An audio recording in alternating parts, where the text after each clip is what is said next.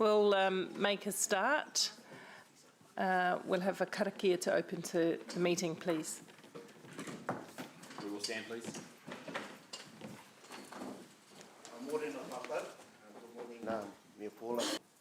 Kaino tata. Let us pray. E te atua kaharawa, our Heavenly Father, e tūpau ana te mahunga ki a koe, we bow in prayer this morning. Kia oho mai koe I te mātauranga, I te mōhiotanga, that you would give us wisdom and knowledge today. Kia āhei mātau ki te whakatau I ngā take mō te hāpori nui o Kirikiriroa, so that we might make good decisions on the behalf of all the communities and people of Hamilton City. Hoi anō e pai te matua ahakoa ngā pikinga, ngā hekinga I roto I ngā kaupapa kōrero. Although some of the topics may be heavy for us to discuss, ho mai kia mātou te kaha ki te whakaoti. Give us the strength to pursue that which is right. Hoi anō e pai te matua, tēnei tā mātou nei, inoi ki a koe I roto I te ngatapu o tautama I ukaraiti. This is our prayer to you this day, in the name of the Lord Jesus Christ. Amen.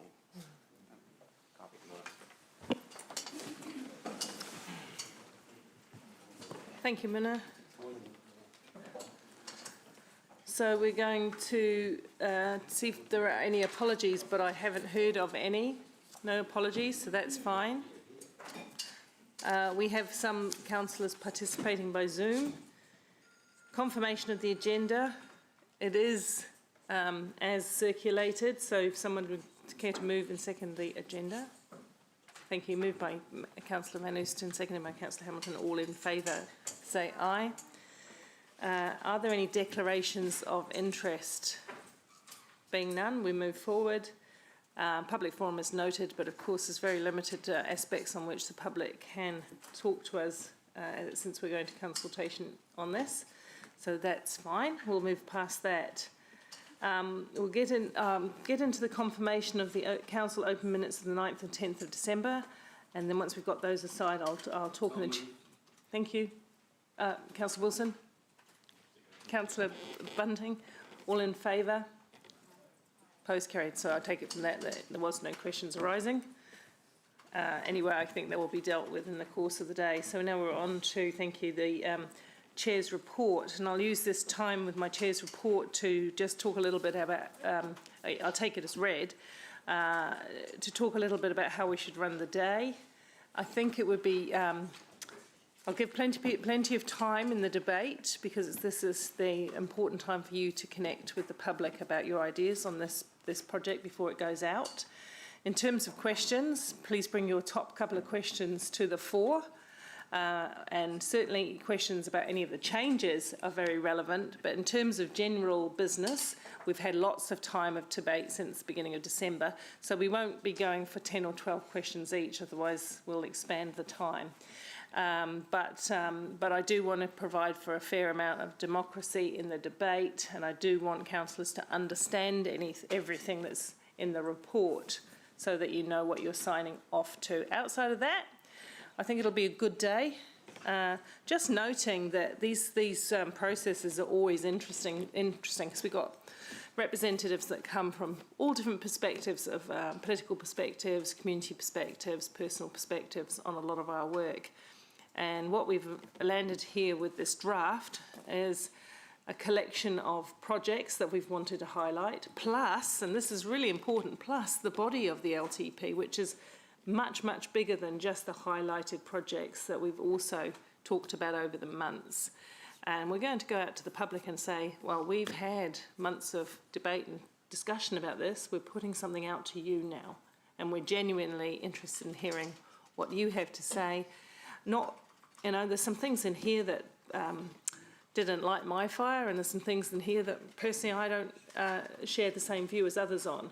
That's normal and natural, and that's no reason for us to, as you say, Bunty, be disagreeable. We can disagree on aspects within this plan, because you can be sure that the wider public will disagree on aspects of this plan and love aspects of this plan. Plus, with our invitation, they'll come to the table with really nice blue sky thinking too, potentially projects we haven't really heard of, or partnerships, or ideas to tweak some of our business, and we should be all ears and open for that. So I'm quite excited about this going into the next step.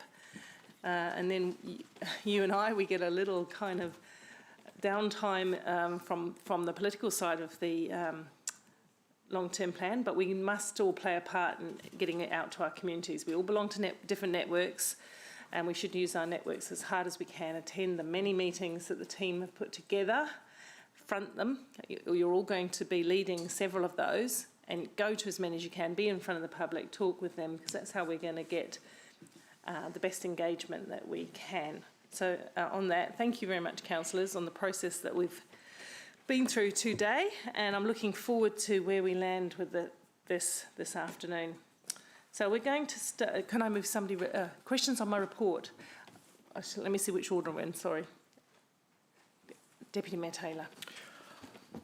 Thanks, Mayor Southgate. I just wanted to alert councillors to the fact that I've suggested a third recommendation, C, to the bottom of the report there, and governance has one to put up, and that is involving the two members I'm suggesting join the advisory group, replacing Councillor O'Leary, who's got a big workload, and we thank her for her input.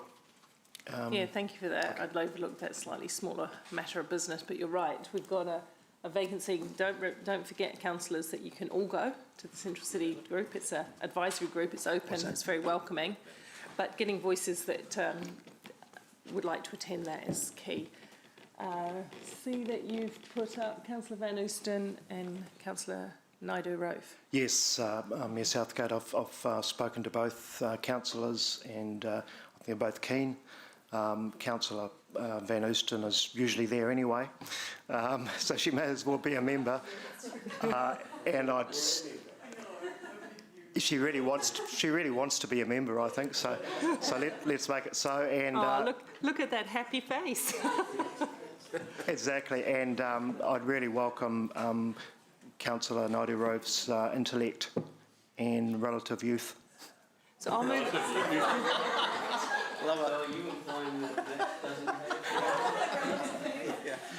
No, I wasn't. I think you should stop and reverse now. So I'll move the collection of 3 recommendations, Deputy Mayor Taylor, and your second. Yeah. Question, Martin? I just, in terms of process, you said multiple questions. I just have a couple of questions as we go through about the text of the document still around the founders and the library service. So I assume at that time, when those items come, you were doing it item by item, and then we can just... Absolutely. We're aware of a few areas of interest, and of course I'm not going to stifle conversation on that or your ability to put up alternative motions. Thank you. Are you having, is at the end of the day, before the document finally is signed and sealed, will there be how do you intend to take a general sort of discussion at the end or not? Yes. Yeah. And you'll be flexible around standing I'll orders? pretty much, yeah. Always flexible. Well, there'll be the generous 3 minutes of debate, overall debate, but don't forget you'll have the different touchstones to talk to. But also, what I was going to say is, of course, as we go through the meat of the issues, we want to get this as comfortable for councillors as possible. And some of you have flagged to me and to staff some minor discussions and some other changes that we need to discuss. So that's fine.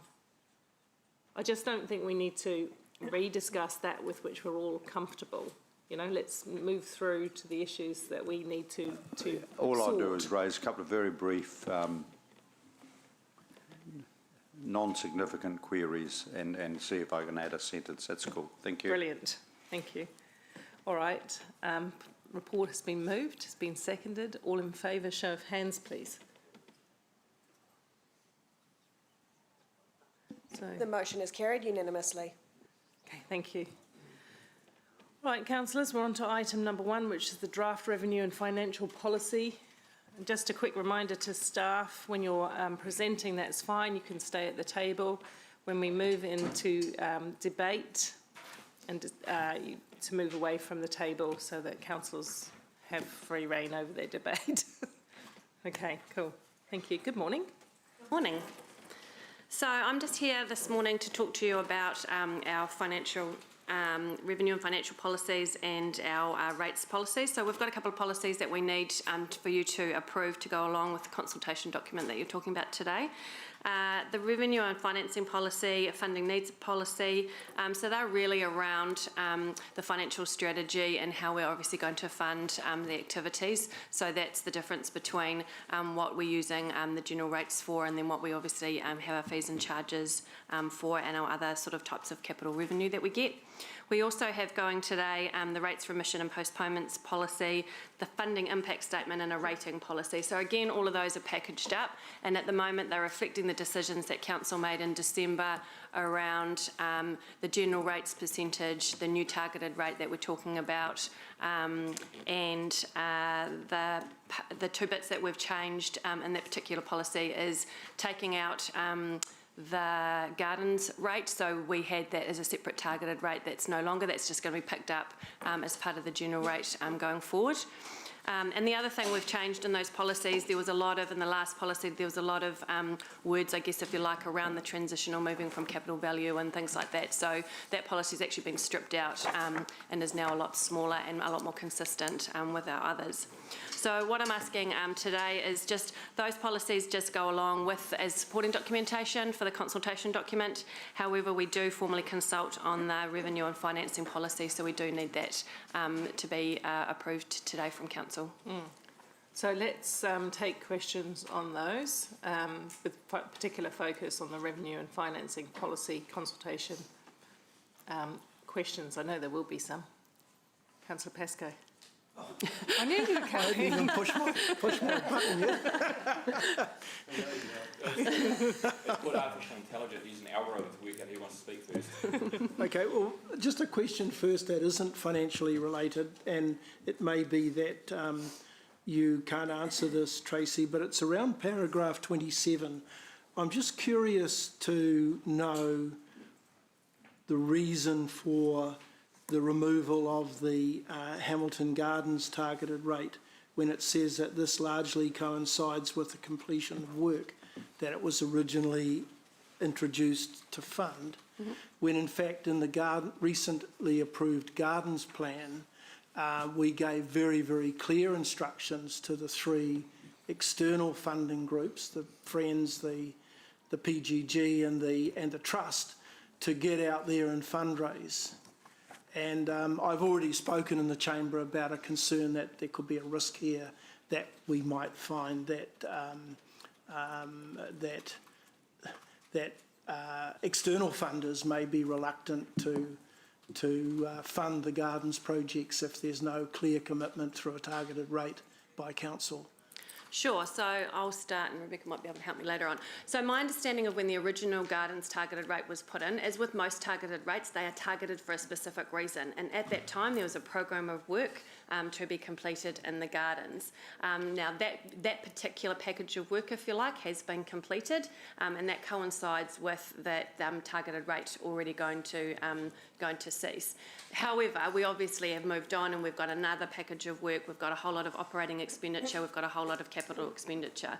So what we're saying is rather than target rate that now specifically for that program of work, it just becomes part of the general rate. Nothing's changed. We're still going ahead with all of those projects that we said we were going to do in the first place. It just means there's not another targeted rate on our ratepayers statement to add confusion, if you like. We just, and I guess what we were anticipating is it just makes it a little bit simpler to sort of say, here's your general rate, which was basically everything else. Here's your new targeted rate specifically for compliance. But there's only one targeted rate currently on the rates bill, isn't it, which is the gardens rate? Yeah. Yep, so essentially what we're doing is just removing that, flipping in this compliance one and just including what would revenue, so we're not getting any less revenue for the gardens, absolutely not. It's just we're not, I guess, specifically targeting that rate to the gardens. Expenditure. Okay. So is that how it's the paragraph? And I haven't gone back and reread the consultation document, having read earlier drafts several times over December and January. But is that how it's mentioned in the consultation document? Oh, thanks.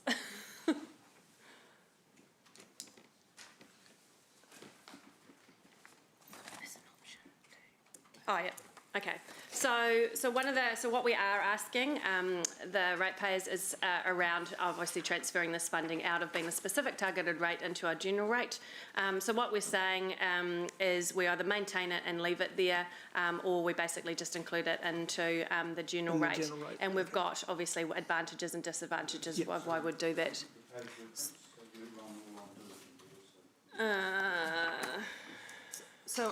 In respect to that, Tracy, Yes. like you say, there's pros and cons of a targeted rate. I think it's worth expounding on that again, you know, what it does to the different individual ratepayers. And subject to Rob's good question, does the wording capture the fact, I didn't think it did in that document, that they're getting the money they're asking for across, we've budgeted to give them the same amount of funding over the years of this second phase of the garden development that they would have got if it had been targeted. It would be distributed differently, right?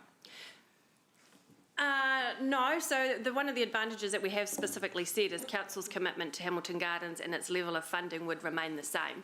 So we haven't changed the actual expenditure, we haven't changed the capital expenditure or the expenditure from an operating perspective. That stayed exactly the same. So the only difference is, from a technical perspective, you would have seen a revenue line in the Hamilton Gardens operating statement. It would have a specific revenue line coming in, and then you would have had the expenditure coming out. So that just doesn't happen anymore. That revenue is now just divided up between all of our activities. So it's still funded, it's still there, it's just not specifically pointed out in the Hamilton Gardens area or activity, if you like. Sorry, I'll come to you, Martin. It sits now on general rate, however, therefore capital value applies to general rate, so it won't be correct. It won't be a set $10, $12, or there was at $13. $13, yes, it was going to be. Yeah. It won't be that for everybody. I'll just finish Rob's questions and then yours, Martin. Yeah, look, I just want to make sure that the consultation document is very clear, and however we've recorded it in our accounts, I accept that if we've got it accounted for there, then hopefully that's how it will be spent.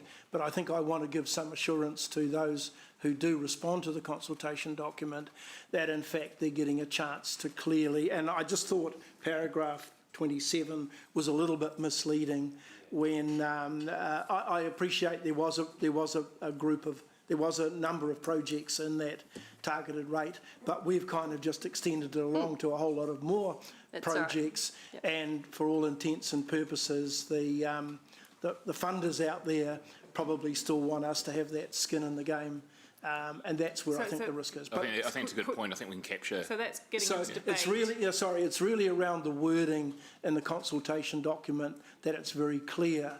So the question is, can we make that clearer? Yeah, thank you. Excuse me, councillors, if you want to look at the consultation document, it's on page 771 of your diligent agenda. Okay. That is the designed consultation document for the page for this question around 771. Hamilton Gardens rate. Thank you for that, and I apologise for not having found it before the meeting. Yeah. My other questions, Tracy, I would like to direct more to Audit New Zealand.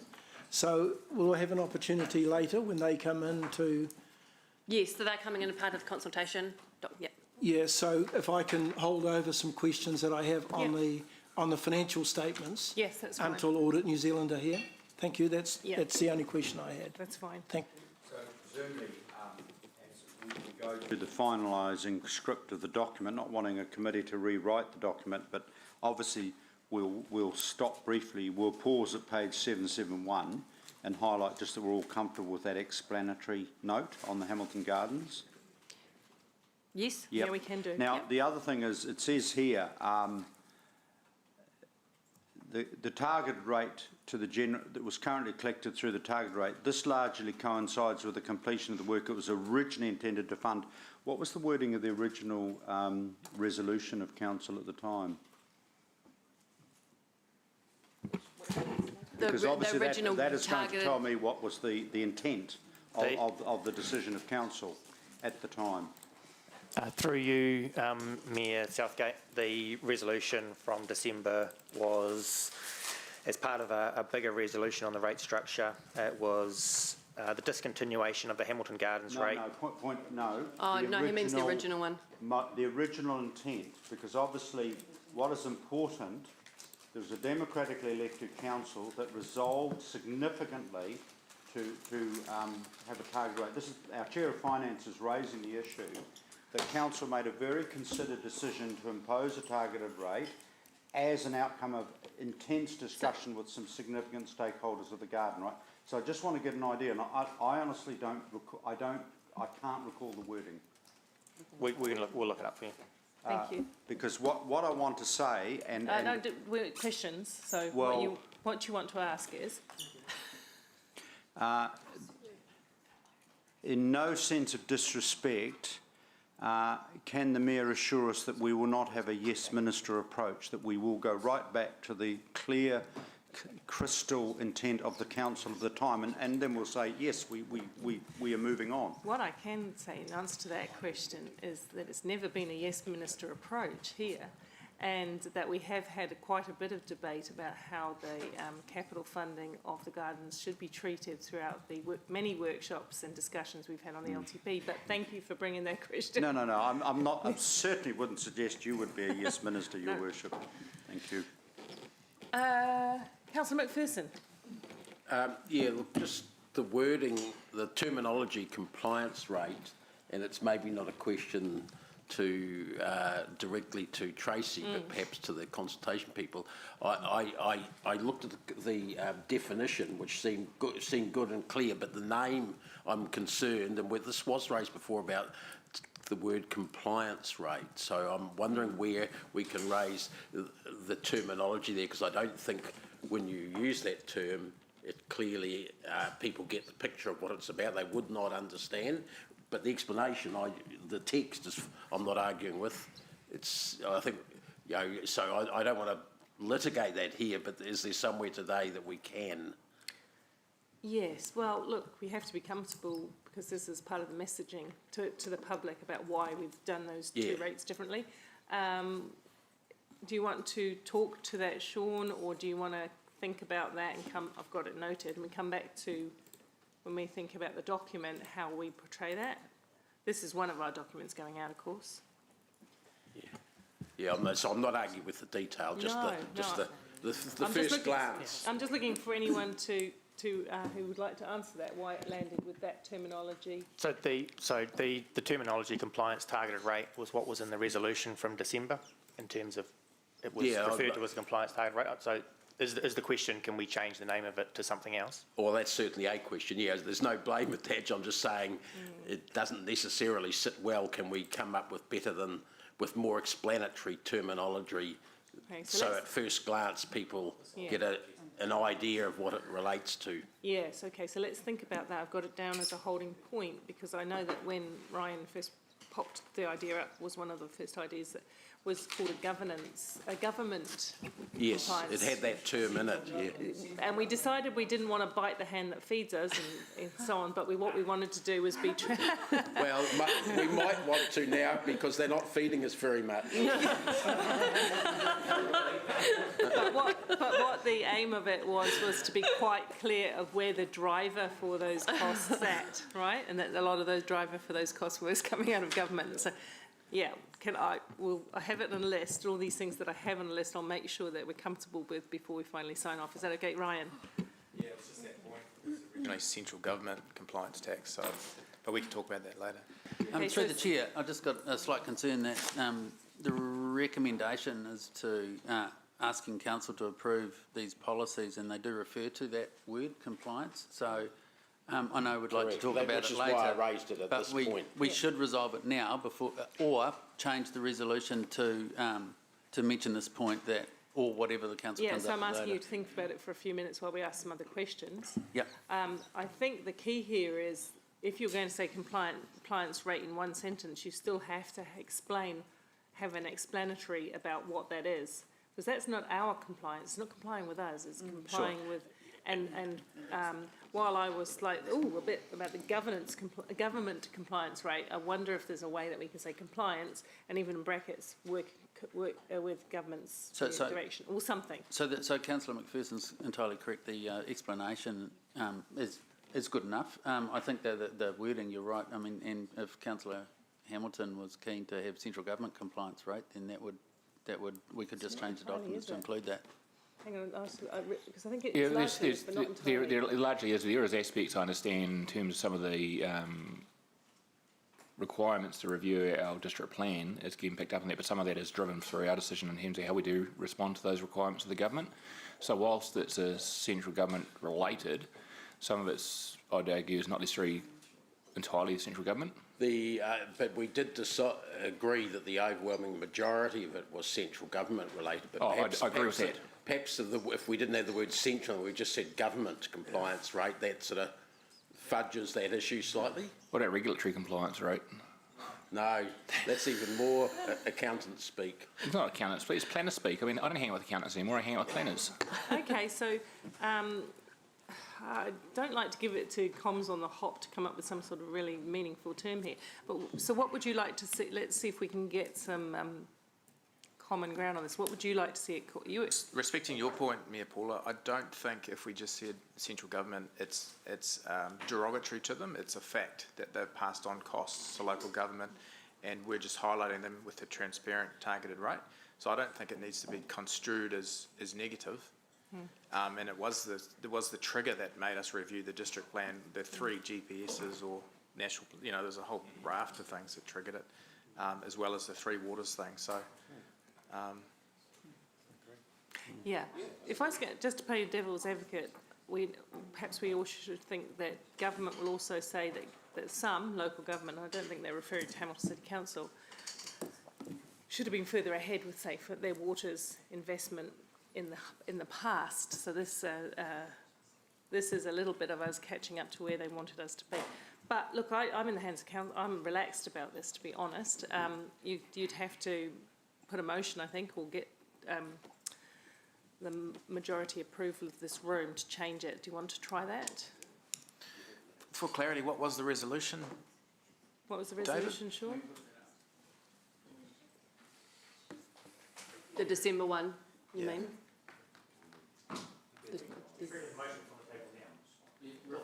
No, It's the on the December table one now that for says the No, we're not compliance talking rate. about this one, we're talking about last one. Yeah, the last one.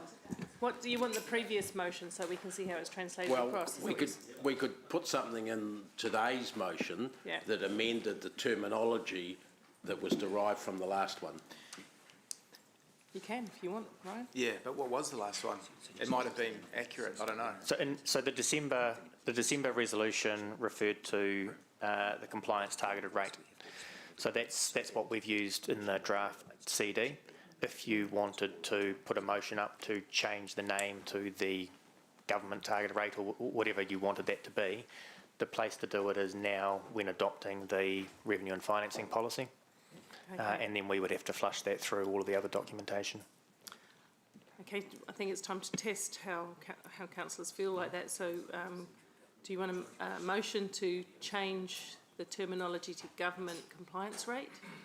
Yes, please. Is that, yes? Yeah, and you're seconding that, are you, Dave? What's the wording here, Paul? Central government compliance rate. Government, I was going to put central. So, Government yeah. or central government? I'd say central, but that's wordsmithing. I think if we said government, then we're including local government and government. And it's shorter. We're all government at a different scale. And Jeff will organise some spin for it. Are we... So this would be noted as a change? Yeah, and just for clarity, that would be on both the targeted rates, or is it just one we're collecting for the district plan and the... It's one together, It's one which together. changes after 5 years. It doesn't collect for the district planning work anymore, I think. Yes, both, yes, the answer to that question. So let's get it up. Just government, Amy. Just In the government, Amy. meantime, we have got probably other questions on the broader suite of policies here, so I'll take any other questions there are before we come back to that. Your Worship, I've flicked a copy out of the 2014-15 annual plan consultation page in relation to the targeted rate. So that's gone to all elected members and SLT. I haven't found the latest one if that was changed when the annual plan was adopted. I don't think it was, but it lists what their target rate was intended to cover. So you now have that. I think it's only the lower car park. be sorted, but the rest is done. Thank you, that's most helpful. I think, through the Chair, wasn't it also the term of it was extended in the last long-term plan? Sorry, in 2018 it was extended just to carry on with the program that was included in the 10-year plan. So there's very little difference between the intent of the capital program that was there and what there is in this current 10-year plan. The difference is that we still support it, but we're now saying it's business as usual and we fund it from the general rate. So it's a revenue adjustment, not necessarily an intent to invest perspective. So that's all reflected in that document I sent you, Councillor Gallagher. And is this a question on this one, Martin? Yep. Very briefly, but obviously, one help is that obviously, and Councillor Rob, the stakeholders then obviously have ample opportunity to make a submission as to whether they would like a targeted rate to continue. Presumably that doesn't prevent them from... As per normal, nothing prevents anyone from saying anything on annual plan as long as it's within the remit of what we do. Bearing in mind, all the consultation associated with our investment from a gardens development point of view has been well canvassed with all stakeholders. So the capital spend side has been well canvassed. And my understanding is that the conversation about shifting it to away from a target rate has also been had, but that doesn't stop anyone making a comment going forward. No, that's helpful. Thank you. And Tracy, can I just clear the excuse me? The question that I had is because it's on a general rate. If it stays there, that means that higher value capital properties, so potentially people with more expensive property they live in, will pay more towards the cost of the gardens than people on the lower. That's correct. Yes. Right. Yep. So that's depending which way you look at that, it's either a benefit or a strength of doing it differently. Correct. Yes. Okay. Any other questions on this? Yes. Going on from that, Mayor Paul, if I may, a question. How does that move from the $13 to, say, the $25 that I might end up paying as a general rate? How does that reflect in the calculation for the rates increase?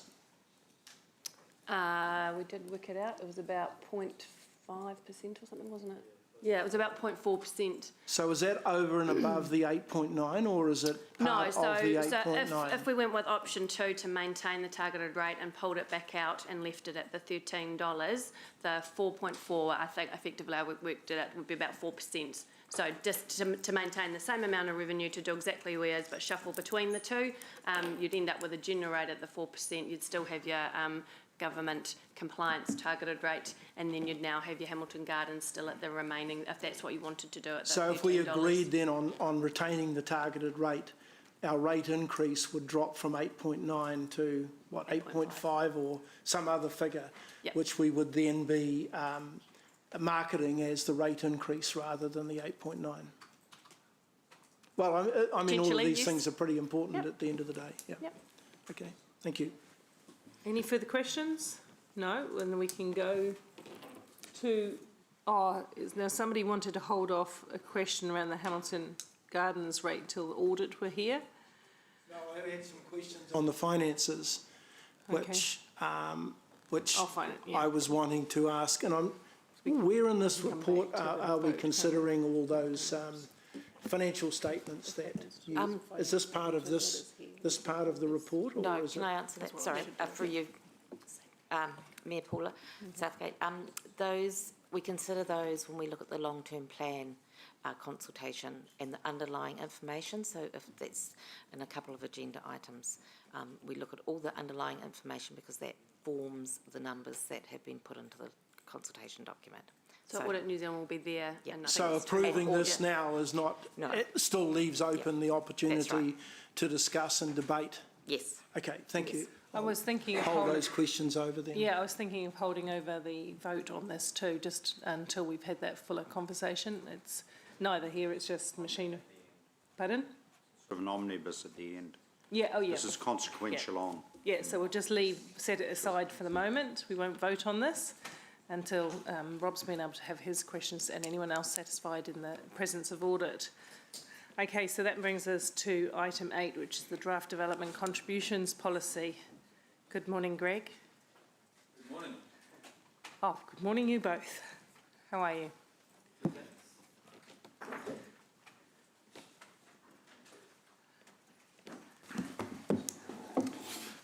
Good timing.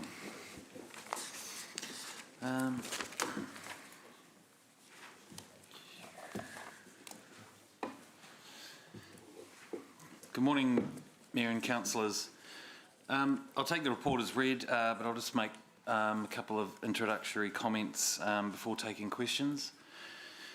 On the 8th of December, Council approved a set of amendments to the current DC policy, including certain remissions and reductions to DC charges and the phasing in of new higher DC charges and the reintroduction of charging DCs for community infrastructure. Today's report includes several other minor changes. All of these changes are set out in paragraphs 13 to 28 of the staff report. Today's report seeks to adopt the development contributions policy with those amendments and the draft development contributions consultation document, which will be out for community consultation alongside the new LTP. Please note that staff are advised after the agenda was published of a needed revision to an industrial and commercial transport factor, which is used in the DC model and which has an effect on industrial charges and a minor effect on other charges, some other charges. There's a negligible effect on DC revenue, so less than 0.01%. Audit has been advised and did not express concern, but the schedule of charges in the draft policy and the consultation document will need to be updated to reflect this minor change. Staff have taken legal advice in the preparation of the draft policy, and happy to take questions. Thank you. Ooh, frog in my throat, thank you. I do just have one question myself. Paragraph 25, where you're talking about residential charges and greenfield cells, and you're just noting that the growth costs for infill development have not increased much, but new growth areas very significant, and we understand that. Just let me think about that in terms of old areas of town which are coming to need modern water resources and things like that. Renewal is really big pressure on places like Hamilton East, for example, where they've all got the old clay pipes, etc., and so on. Is that not going to reflect in this policy the fact that, how does that get captured, the existing part of the city's need to... So every capital expenditure item that you've got in your draft LTP comes into the development contributions policy, and then it's cost allocated. Yep. And the reason that you will see a difference between greenfield and infill is that typically the infill capex will benefit others other than growth, just because it's in the built-up city, whereas in a greenfield catchment, it's clearer that that infrastructure will benefit those in the catchment. Right. Yeah, thank you. Councillor Hamilton. Thanks, Chair. I'm going into slightly confidential questions, but with regard to our community infrastructure DC provision that we're looking to include, does that mean we can retrospectively look at some of our existing greenfield development and add that DC community infrastructure back in, or was it only future focused? You can look for money that you've spent in the past that is still will benefit growth in the future. You can include that in your policy, but you also need to discount the growth that happened from when you built it to now. That would have been charged, but that's in the past, so you effectively have to discount out that portion. So you could collect a smaller portion if the asset is still going to benefit, growth, say in a greenfield catchment. Okay, I'm confused, but I'll just nod. So pretty right. So basically, you can't retrospectively adjust previous DC's charge to collect on community infrastructure that's already happened. But for the remaining portion of a community infrastructure that effectively reflects the remaining portion of growth that's available, you can collect on that, even if we've invested it in the past as well. So, it's effectively it takes a future-focused approach to reallocate the portion of the the community infrastructure that we haven't collected on previously. Yeah, notwithstanding the capital infrastructure that's built up the DCs, but could there be a new structure plan developed that incorporated more community infrastructure that we could then take DCs on? Yes, totally. Thank you. Thanks. Thank you. Councillor Thompson? Mayor Paula, I've got a question, Greg, just following on from Mayor Paula's question around the infill DCs. Is part of the reason why they're also quite a bit lower that we haven't included some of the substantial work we need to do around intensification in the long-term plan at this stage? Well, I can't comment on what the council, you know, why or what they've included in the infill, but you're right. There's two things happening. One, it's the gross capex costs that we have invested in Greenfield is bigger in relation to growth. And the second thing is we can, even if they were the same, we can recover less for the infill infrastructure. So you get both of that. In terms of what's the right amount of capex, infill versus Greenfield, yeah, that's not my area, so I probably shouldn't say. Yeah. Thanks. Did that answer your question in part? For another GM, another topic. Okay. Councillor McPherson. Thanks. Just going back to your answer to the Mayor's question, I think about why infill's less typically than Greenfield. Just want to check with you the rationale, which I'm not sure that we've had much of a say as elected members in determining. That's the apportionment to public good versus good just for that locality, because you said that typically infill infrastructure that needs to be added is its use is shared by greater, you know, the rest of the city more. And I can understand that argument, but there's a counter argument, is there not, that we wouldn't have been putting it in had it not been for that new piece of build. So that's one point. Second one, in relation to Greenfield's infrastructure, I'm not sure what sort of apportionment you give. It's obviously greater for that locality, but I'm thinking out of Rosatuna, for instance, the Peak gymnasium out there and the playing fields next to it. I clearly see people from all over the place, the rest of Hamilton and elsewhere, for that matter, using those fields and that gym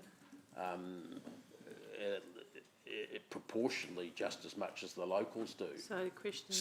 So that's the example. Yeah. So how does that apportionment, how do you test that apportionment that you've done, I guess? Yeah. And where do we have a say in that sort of grid that you're using or whatever? Something you learnt at the conference. I agree with everything you said there. When can you ever say? Anytime you want to, I would say. It's obviously pretty, you know, deep in the technical and that. So, you know, typically it's left to staff and the engineers who advise us. But I mean, it's your policy, so yeah, you can certainly look at. So how can we be sure that you've got the split right in both infill and greenfields? Well, the first thing is we have a methodology which is robust and is used in a number of councils and has been in place for maybe nearly 10 years. So the Fraser-Colgrave's COVEC methodology. So that's the basis for it. What's that? COVED or COVEC. Oh, I thought you were talking about COVID. COVEC, yeah. Maybe an auspicious name now.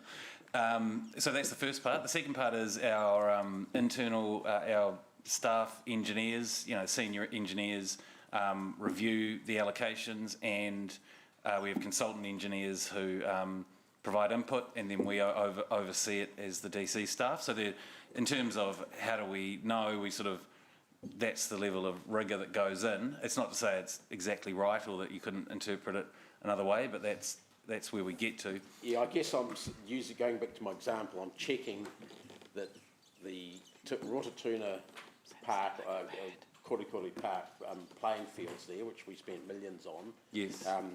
They're apportioned, you know, 80% to local and 20% to the rest of the city. there'll be some split where it's greater for local than the rest? Yeah, it's more like about 40-60. Okay. But it is. So how do we test that that's the right thing? Because we don't know. I've not ever seen that particular figure. I know they're going on behind the scenes, but I'm a bit concerned that we're saying there's so much difference between infill and greenfields in terms of the way the split works. So picking this up, so basically it's all done through expert assessment and drivers and factors and so forth. Having said that, we should actually provide the elected members the opportunity to gain that insight. It's probably even more important as we make decisions going forward as well. Historically, collect revenue, but going forward in terms of how we structure our parks and so forth, because it might well be an active decision by an elected member. They want a certain outcome from a certain park to actually have a bigger impact on the city than what they're saying. So the intention might be 90% city benefit, but the whole model comes back and says it's only 40% city benefit. So the elected members need to be aware of that so they can challenge their philosophies or challenge the model. So I think that's where you're going from, Councillor Dave. Look, I'm not trying to go through every piece now, but I'm just a bit worried that we're undercooking in one area and overcooking in the other and getting DCs that then become a bit out of kilter. So let's take, can we take that as a takeaway and build potentially as between now and the 10-year plan an opportunity for a discussion about this from an elected member perspective and what it looks like? How we can get more than just engineers and planners involved in that decision. Yeah. So just to be fair to the way this is developed, it's developed this way to make sure that it's robust and legally defendable. Yes. However, having said that, elected members have the opportunity to consider the ultimate charges and how they go. They can't put them up, but they can change the way the allocation of DCs and introduce remissions and so forth, drive certain behaviours. So all those things will be put on the table for discussion as well. So we'll pick up it as a briefing, and we'll come back in terms of how we can communicate this more effectively. And challenging the assumption that sort of one size fits all in the whole of Rotorua, every community facility. We'll cover that off. We're going to pick it up. I understand what you're after. To be fair to staff, and I can see some reaction, we have had a number of workshops ahead of these changes to the district plan. We have talked about some of the apportionment of new community structures too, but yeah, it is important that we all understand it, so let's have another revisit of that conversation. Okay, Councillor Wilson. Madam Mayor, thank you, but just on that point to staff, and I'd be really...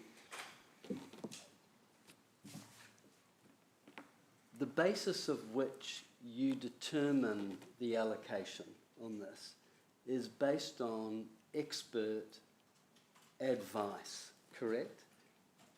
And in a political environment, it's a tricky question, but I'm wondering if as elected lay people, we have that technical expertise to provide our input into what should be a purely technical driven methodology.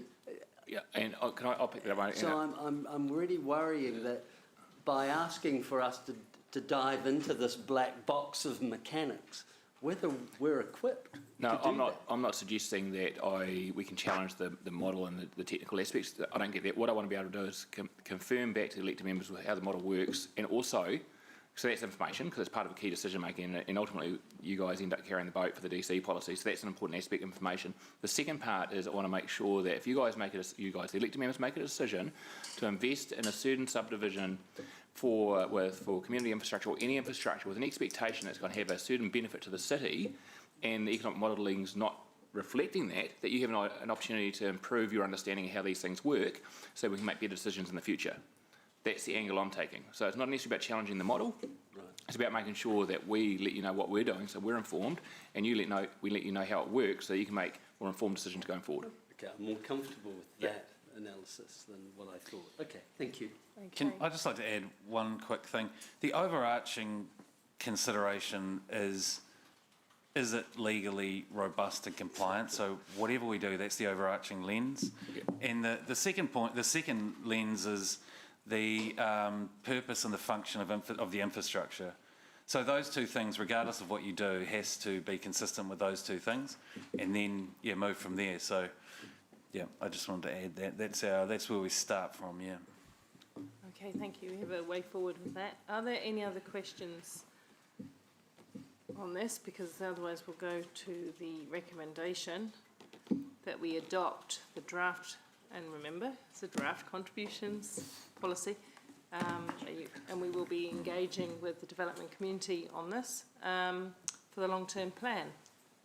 I'm happy to move. I'll second. Thank you, Councillor Wilson. Sorry to interrupt. I emailed the governance manager just an amendment to take account of the little tweak we need to make to the consultation document and the policy due to that revised transport factor. Yes, I have received that, and we have put it down as a minutes note. Okay. I think that's okay. You mentioned it at the start, so we've just put it down as a note. Okay, yeah, I'll take your advice. I just wanted to make sure we didn't miss it. Yeah, we can put it in as part of the recommendation if Is it elected members. significant to be in part of the recommendation from your point of view? We can pop it up on the screen. I would say no. No? It makes a minor change to the charges and negligible impact to revenue. It's just to get it right. Yep. I mean, I'm taking advice from governance. I mean, I think putting it as a note for the ultimate adoption of the policy, as long as the elected members are aware that change has been made, it's good governance. I think, well, then, to be aware, we should just pop it up and see what it said. Yeah, that's the most transparent way to deal with it. Excuse me, Mayor Paula. So that does actually change the wording in the consultation document. I think to be safe, you should just resolve that change. Pardon? I think that change does need to be Okay, part well, of that's the what I'm motion. saying, we should put it up, because I'm not comfortable with it being sort of a bit behind. Thanks, Sean. That's what you're saying too, get it clear, right? Hang on, Zoom teams, there's something coming up on the screen shortly. It's a chat box.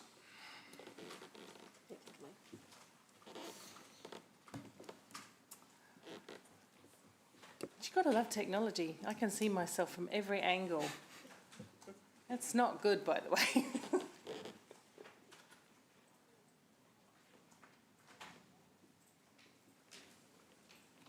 No, the staff or revised staff is doing needed revision. When you're facing up, you can see right up your nose on the screen. See? Here it is. What? No, it's just one.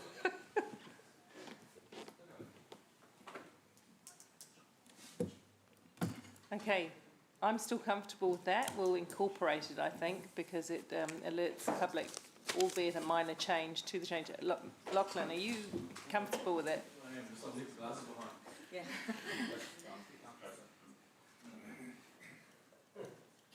If there's no legal risk in this, then we're going to move it with the other.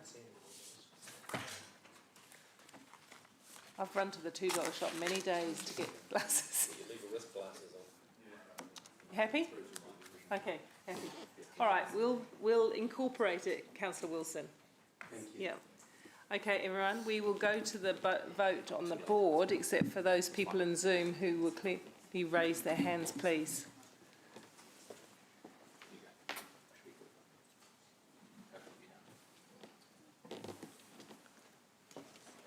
Are we voting? Yeah. So, Zoomers, your time to raise your hands. Thank you. Amy, you captured the Zoom? The motion is carried unanimously.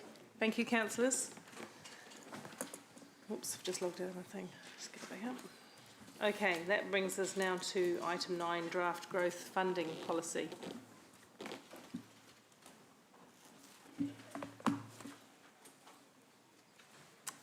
And thank you to the team that did all the work behind the development's contribution. I know there was lots of hours in that work, so we appreciate it. Morning, Jen. Good morning. No, I'm going to let you lead off. Goodness me. Sure, good morning again. I think we'll just take the report as read and open for questions. Are there any questions? Speak now.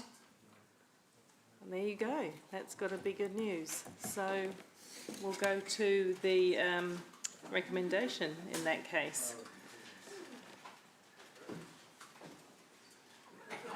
So we need a mover and a seconder. Moved Deputy Mayor Taylor, seconded Councillor Hamilton. We'll go to vote on the board. Oh, we could, yes. Sorry, apologies. Think that's allowable, please? No, I thought because it was so silent in questions, there was number. Sorry, you're right, Dave. Absolutely. Go. I didn't want to spoil a question session with a question guised, a speech guised. Well, hang one second, though. I should give the mover the first right, then come to you. I'm happy not to speak to this. I've had my say on this back in December, so I'm happy just to... Okay, Dave. Yeah. I'm not going to support this particular resolution for the reason that I think we've undercooked our growth expectations in the budget. And I've certainly waxed lyrical on that before, not wanting to get in the kitchen too much, but I don't think the professional expert growth information or intelligence we've been given has taken into account the factors that are happening in Hamilton City and have been for some shortish time, and certainly look like they're going to be happening for some time to come. The commercial growth, the resulting residential growth, the pressures that we were alerted to last week on the for growth immediately around our boundary and in the outskirts within the city as well. The pressure on Auckland and other parts of the Golden Triangle pushing more growth down our way that may otherwise have happened there if it was more affordable there. Media story came out overnight saying Hamilton was the most affordable big city in the North Island. My partner did say, if that's the most affordable, what does that say for the others? You know, we have all of those pressures greater than anywhere else, yet the growth we're expecting in this model is actually less than the current growth we're seeing. So for that reason, I think we've undercooked it. I think there's still an opportunity to change that, and I think we're going to be forced to take some of those opportunities in LTP amendments over the next couple of years. So I'm not going to die in the ditch over it, but I don't support the premise on which this growth story is based. Thank you, Councillor McPherson. We'll go to the... Oh, Councillor Gallagher? Yes, in this case, I will join Councillor McPherson in the ditch, and not in any way to frustrate the progress in the debate, but I personally am deeply worried, and I certainly don't mean any disrespect to professionals at all, but I think as the elected wing, we have to be very mindful, because I think all the evidence is telling us that there is incredibly significant growth. So I think as a marker point, I will be supporting Councillor McPherson on this. Councillor Hamilton? Who would I be to disagree with the great chair of strategic growth? I completely agree that we've got a massive growth front in front of us, so I support him and Martin on that. However, this growth funding policy doesn't actually negate that opportunity for us. It's just really around how we might approach it. It's only draft. We're going to get tested, and we're going to have a lot of opportunity to tweak this. So having said that, I'll support that at this stage. Thank you. Anyone on Zoom? No. We'll go to the vote. On the board, but hands up for Zoom.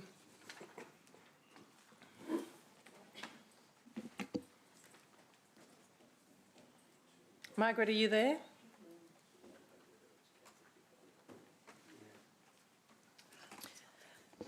So Margaret is just note Margaret has left the meeting briefly, so we just need to know that with Zoom, right? The motion is carried, noting Councillor Gallagher and Councillor McPherson are dissenting, and Councillor Forsyth has left the meeting.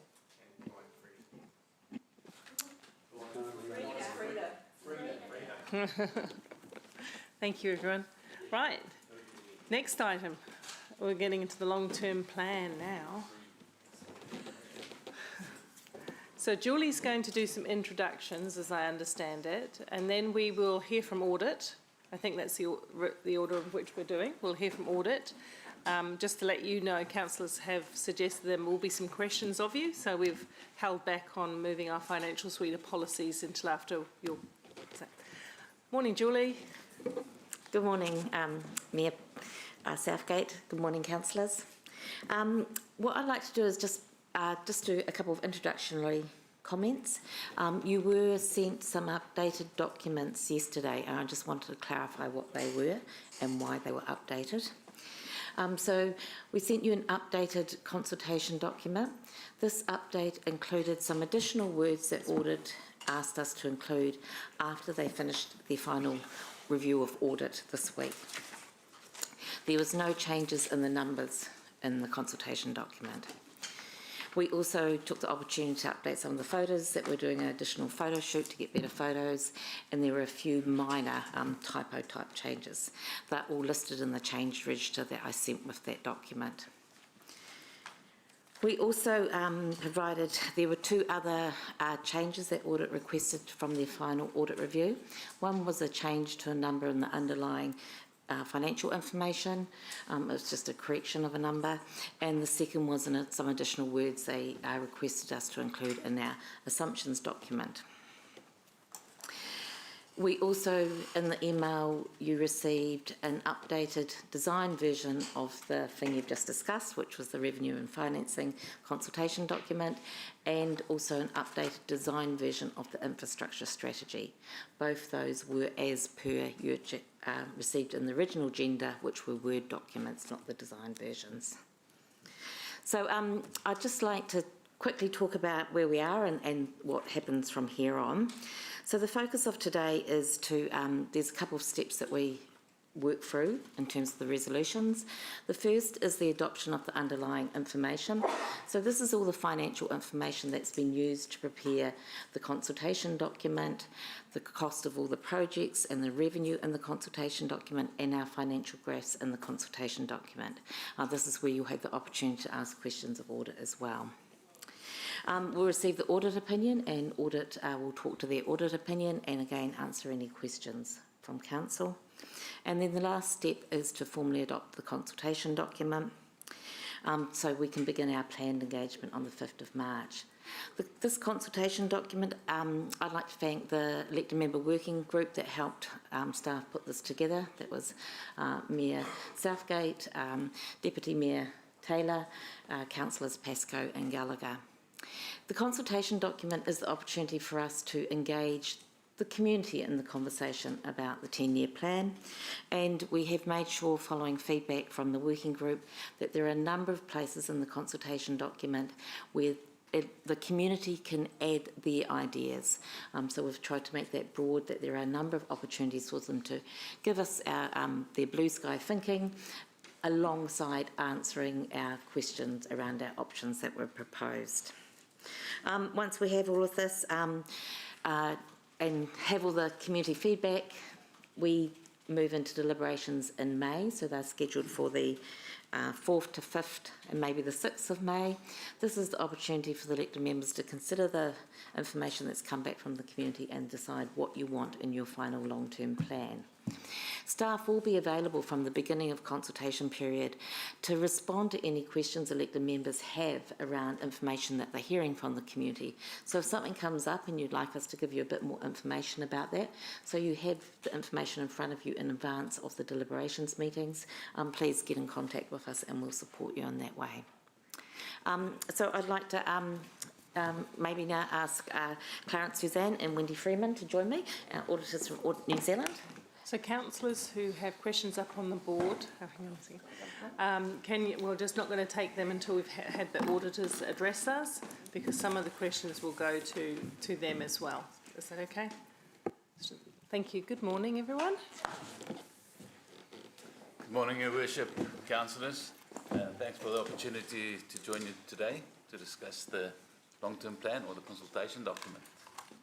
So do you want me to first give you a brief introduction of the audit opinion that I'm proposing to? So, as you've seen, the opinion that I'm proposing to, well, that we are handing in today is an unmodified opinion, or it's modified but unqualified. So it means that we are happy with the consultation document. We do have 3 emphasis of matter paragraphs in our audit opinion, and the reason for the emphasis of matters is just to draw readers' attention to specific disclosures in your consultation document. We found that the consultation document was easy to read. It's quite easy to understand the document, and it's quite clear what the impact of the decisions is on the ratepayers, on debt, and as well as the rates itself. So we found that that was very clear and easy to read. So that is definitely a win, and I think a very well constructed document. Also, this is actually quite early in the year for consultation documents to be signed off. So again, thank you for management and the LTP team. We worked really well with them to get to this point. And as I say, it's really early. I've got quite a number of councils that I'm the appointed auditors for, and this is only my second one that I'm signing off. So that is really really well done. And Hamilton City is quite big with a lot of things happening. So well done. So if there's any question, I can highlight the three emphasis of matters that we have. The first one is on the three waters reform, and the reason for that is we know that once a decision is made, pretty much the underlying information can be totally different and will be potentially totally different, and that's why we just draw the attention of the readers to that one. The next one is the cost savings.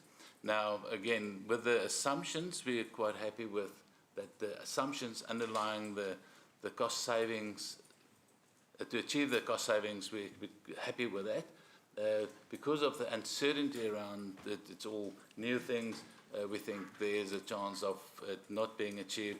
If that is the case, what will the outcome be? It will have an impact on your debt and all rates, and that's why we just have to highlight that. And then the third one is the infrastructure asset condition information. Now, there's a lot of detail in the consultation document why this is not a full-on qualification. We would expect better data information on your critical assets. You do have a lot of knowledge, and your replacements, and that is based on age and material, so it's not that it's just done when something breaks. The reason why we've highlighted this as an emphasis of matter is if there is a fault happening, it can be significant for the city. And that's why we just say that's something that management needs to work on. And there's in the long-term plan actual projects to get better information on those assets. So overall, really a good result to be here. Any questions? Thank you, and we do. I'll take them in the order as they come, so just stick around because some of them will be. The Audit New Zealand first? I was just going to say, okay, suggest that. because some The of order, them are on the the order main. in which they're probably popped up on the board aren't necessarily all aimed at audit.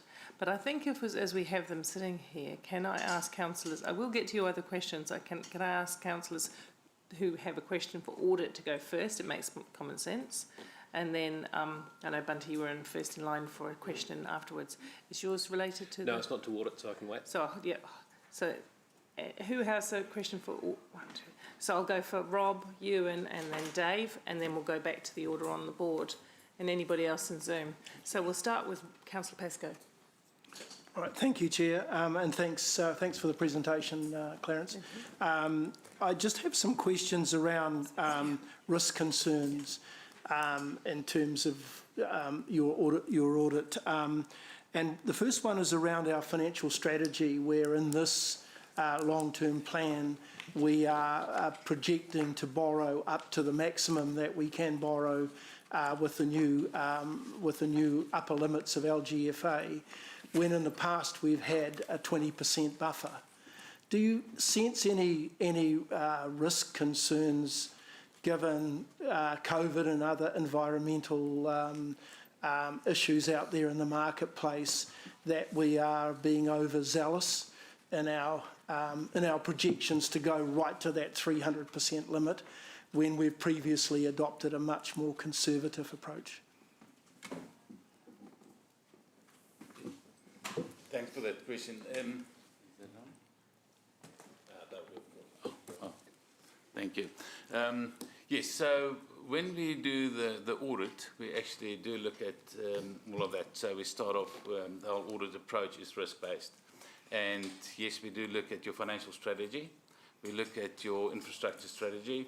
We look at the consultation document. We also have, for the current year, we had the 5 Cs, which is the climate change, the impact of COVID-19, the condition of the assets, how that feeds into the infrastructure strategy.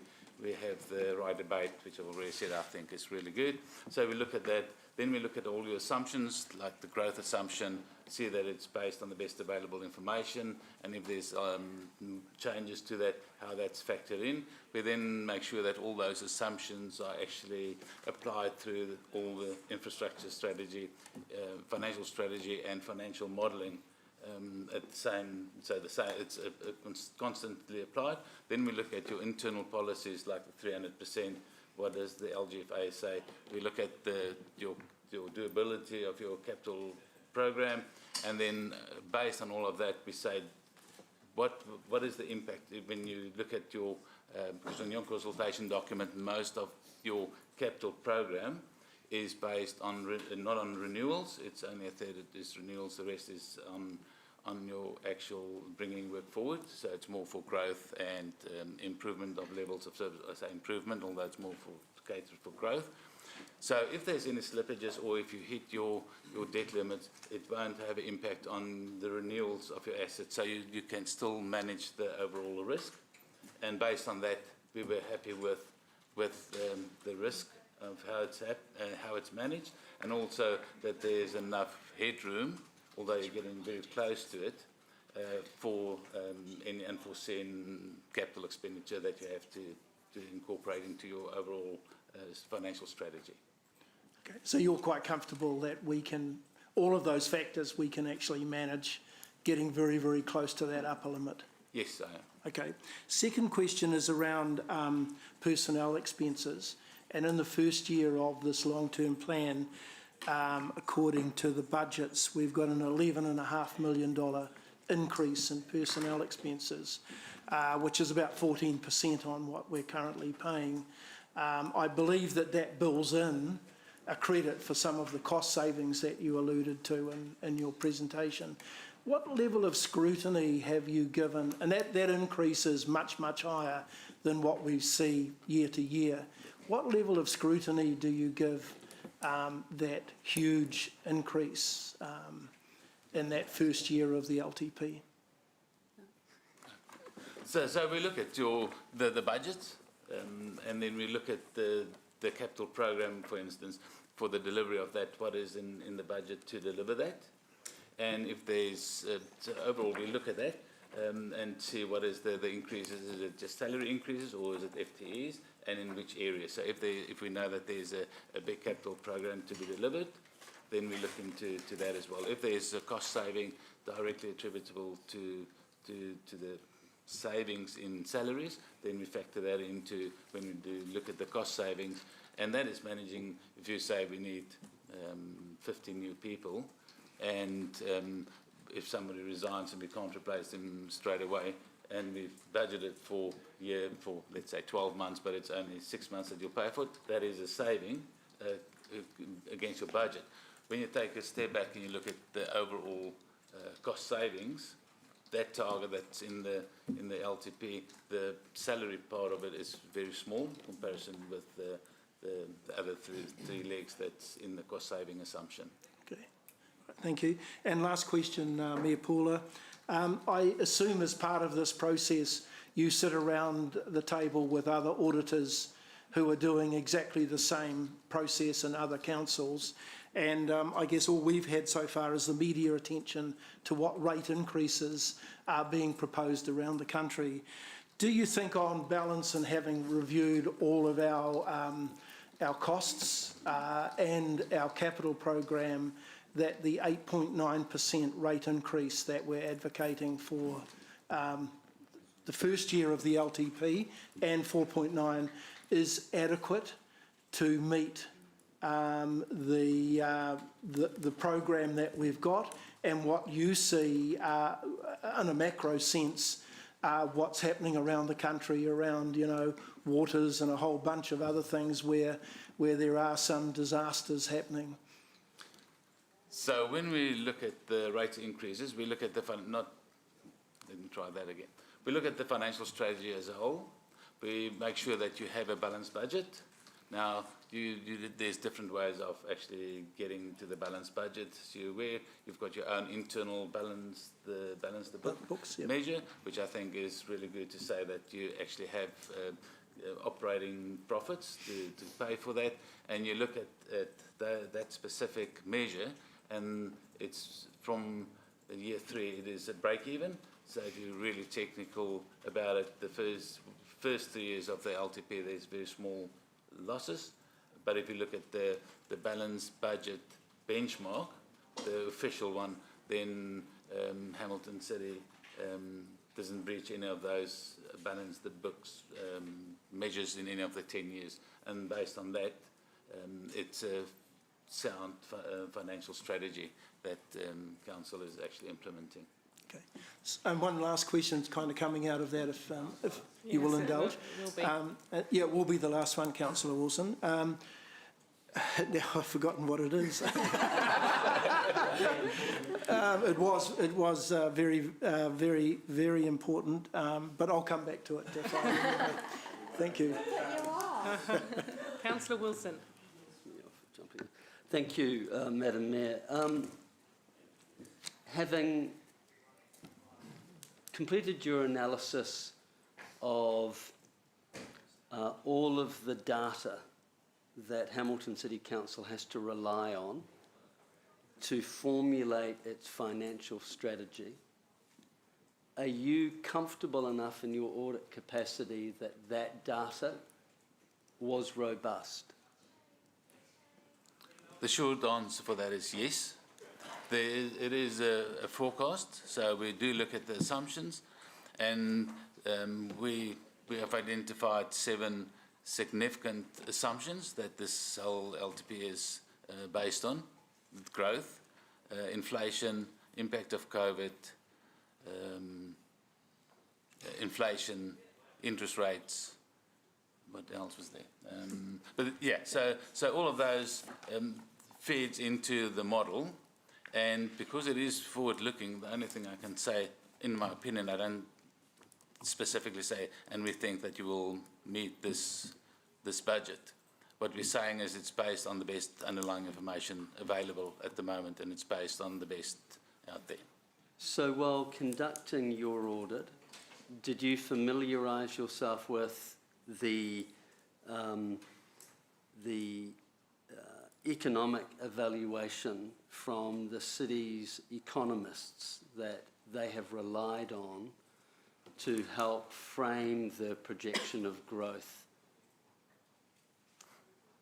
So we look at the who prepared it, and we looked at so is it a reliable source? Is that so we don't go and redo the work. We look at the experts that's done that, and we see if we can rely on that. Is that the best information out there? The same with the inflation rates, the same with, so we look at other parties together. And in this case you did that and you were satisfied that...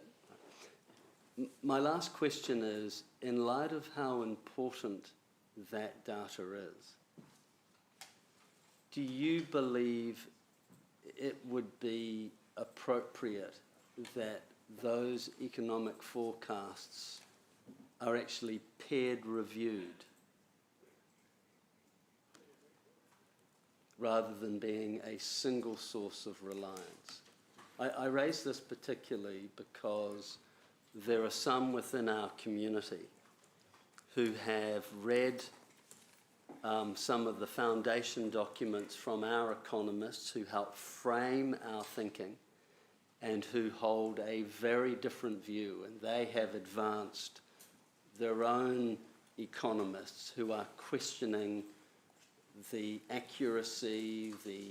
Yeah, I think the question's understood. I'm just, because it's really at the heart, I'm just wanting to make sure from Audit New Zealand's standpoint that you do not believe it's necessary for us as a council to have had that peer reviewed, And the final limb to the question is, are you aware of any other council having formulated a like document, taking that additional step and requiring a peer review of that source document?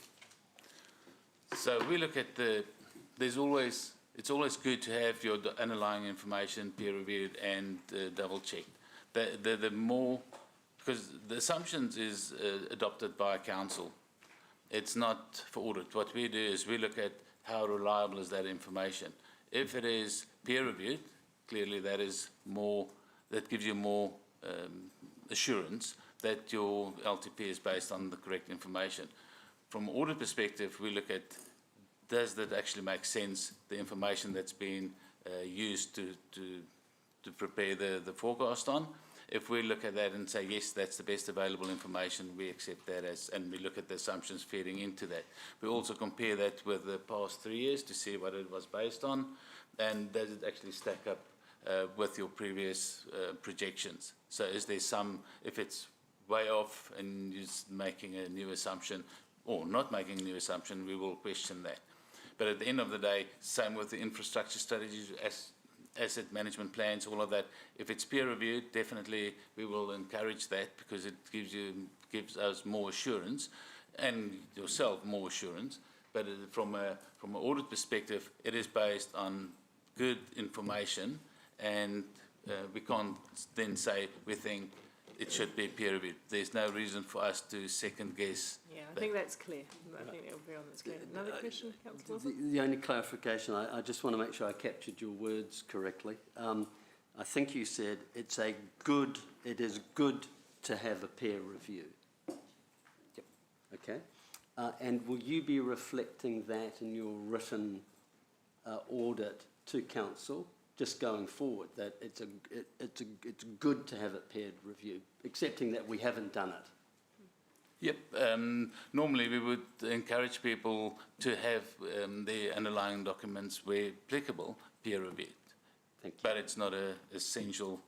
Yeah. That's fine. Thank you. Councillor McPherson? Thanks.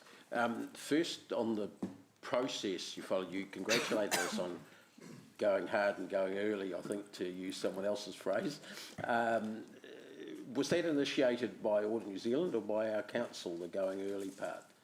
By council. Okay, because I have to ask you whether you're aware that that placed elected members under significant pressure to come up with decisions before some of them felt they were ready.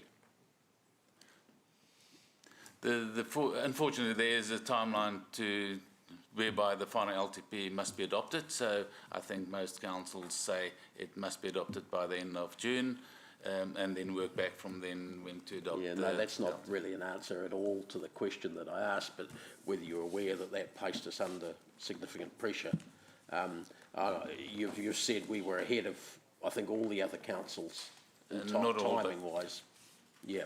So how late could we have got to this point today and still met that June 30th deadline? So if you want to consult the minimum time that's applicable by law, I think that's 4 weeks. So that will be somewhere in April, adoption somewhere in April. Yeah, okay. I don't want to explore it any further just to get it, because it did cause some problems.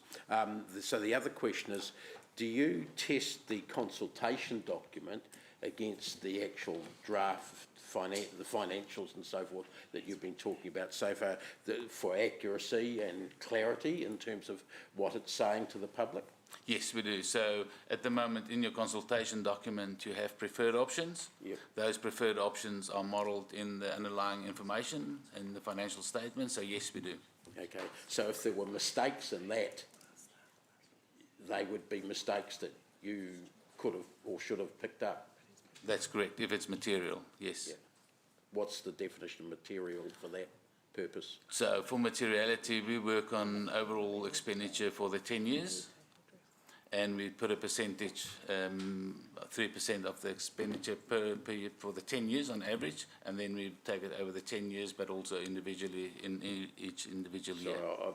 I'm a little bit confused there. Do you just apply apply the total 10-year expenditure, you average it out per year and check that that's the correct statement for that year? Because that's correct, yes. The reason I was asking that is we renew the LTP every 3 years, so a higher degree of accuracy, if you like, is sought in the first triennium. So if you averaged, and for instance an item was heavily backloaded, most of the expenditure was in the final part of the LTP, it wouldn't be correct to say that 10% of it should be in year one in terms of the presentation to the public? So our materiality is set year by year, but it's on the average of the 10 years. And that's our methodology. And I'm sure that your materiality will be way lower than ours from council perspective when you look at the underlying information, when you adopt your information. Sorry, I'm a bit lost in the accountant speak there, I think, but if I was to look as a member of the public at year one, I would expect to see something that was actually reflecting what I was going to get charged and what the council was going to spend in year one. That's correct, yes. Not just 1/10 of the total. No, okay. That's in year. That's per year. Yeah. This is how we set materiality, sorry. Okay, thanks, I understand that. Thank you. Is your question on audit or back into the body of the...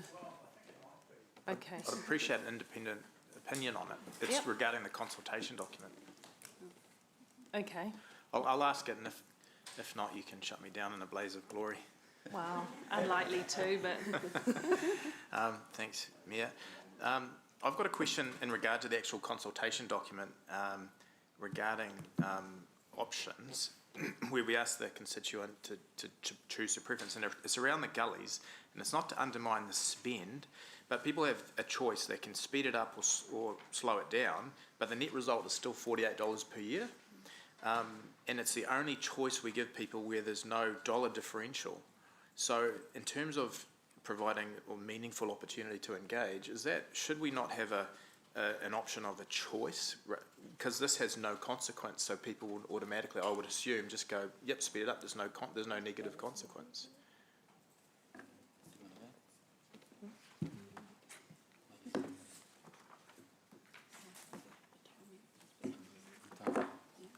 Yes. No, it's just that's something that I personally looked at as well. When you look at some of the consequences or the impact on rate, some of it for extra 12 million spend, there's only a $3 increase in the rate. It is because the impact on the rates, I mean, you can get into so much detail about the impact on specific rates that we took the impact over the 10 years, or council did that saying, so it's the actual capital, as well as if there's additional operating expenses, to take the operating expenses. So let's say it comes in year 5, it will be 5, 6, 7, 8, 9 and 10. If it comes in year 10, it will be... You know, I get the maths. What's the point in asking the question? Because if they say speed it up or slow it down, there's no net impact for, so I'm just wondering, in terms of asking... Well, it's a great question. Shall we ask staff too as to how, why it's pitched that way? And I'll just caveat one more, because with the previous 10-year plan, we asked some questions where people, it was worded in such a way that it undermined the process, so I'm not trying to do that. Yeah, absolutely. So maybe if I could clarify that, Councillor Hamilton. So that particular option, it is what the group has decided was to consider the 2 different service level changes. So one was option 1 is where we have a slower start-up of the gully program, so slower in the first 5 years, and then as it gets going, it increases in the second 5 years. Option 2, which is a service level where we start at the program immediately at the full level, and that level is consistent across the whole 10 years. Again, it's not answering the question though, Julie. Why would anyone choose slow it down? Because there's no negative consequence. I understand entirely. That is how, and the maths behind it is such that because we bring projects forward, so all of our costs that we show in our consultation document are inflated. And so if we do something at a later year, it means it costs more as inflation kicks in. If we do something and bring it forward, it costs less, but we have consequential OPEX right from the beginning. Okay. So in this case, it is just the way the maths has worked out. I entirely understand your question. Okay, so I think there's going to be an issue there for council to explore further, to be quite honest. I think it's a very sensible question, Ryan, and I understood even the $48 per year from 2021 doesn't clearly articulate to the public that it's a deferral of work, right? And it should. So I thought originally when I saw the draft there was a difference in the date, but I see that the explanation sits in the line above it, averaged across 10 years therefore, so I get that. But yeah, I think the legitimate point has been made. I know there will be more discussion on the gully options later on, so we'll hold that. But I think staff need to really think about what this is telling the public and how useful that is. So we will come back to that. Is that okay, Ryan? Yeah, I think Henry Ford said it best, you can have any colour you want as long as it's black. Yeah. When you see it in light of day like that, you know, it says what it says. So I think that's something we need to work on today, urgently.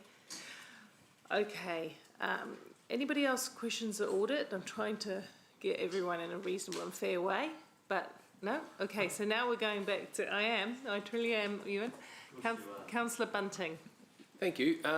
Yeah, now look, when we went to the briefing and we gave our feedback on the draft long-term plan, I clearly asked, could we, and it was around the projects that we had selected to highlight.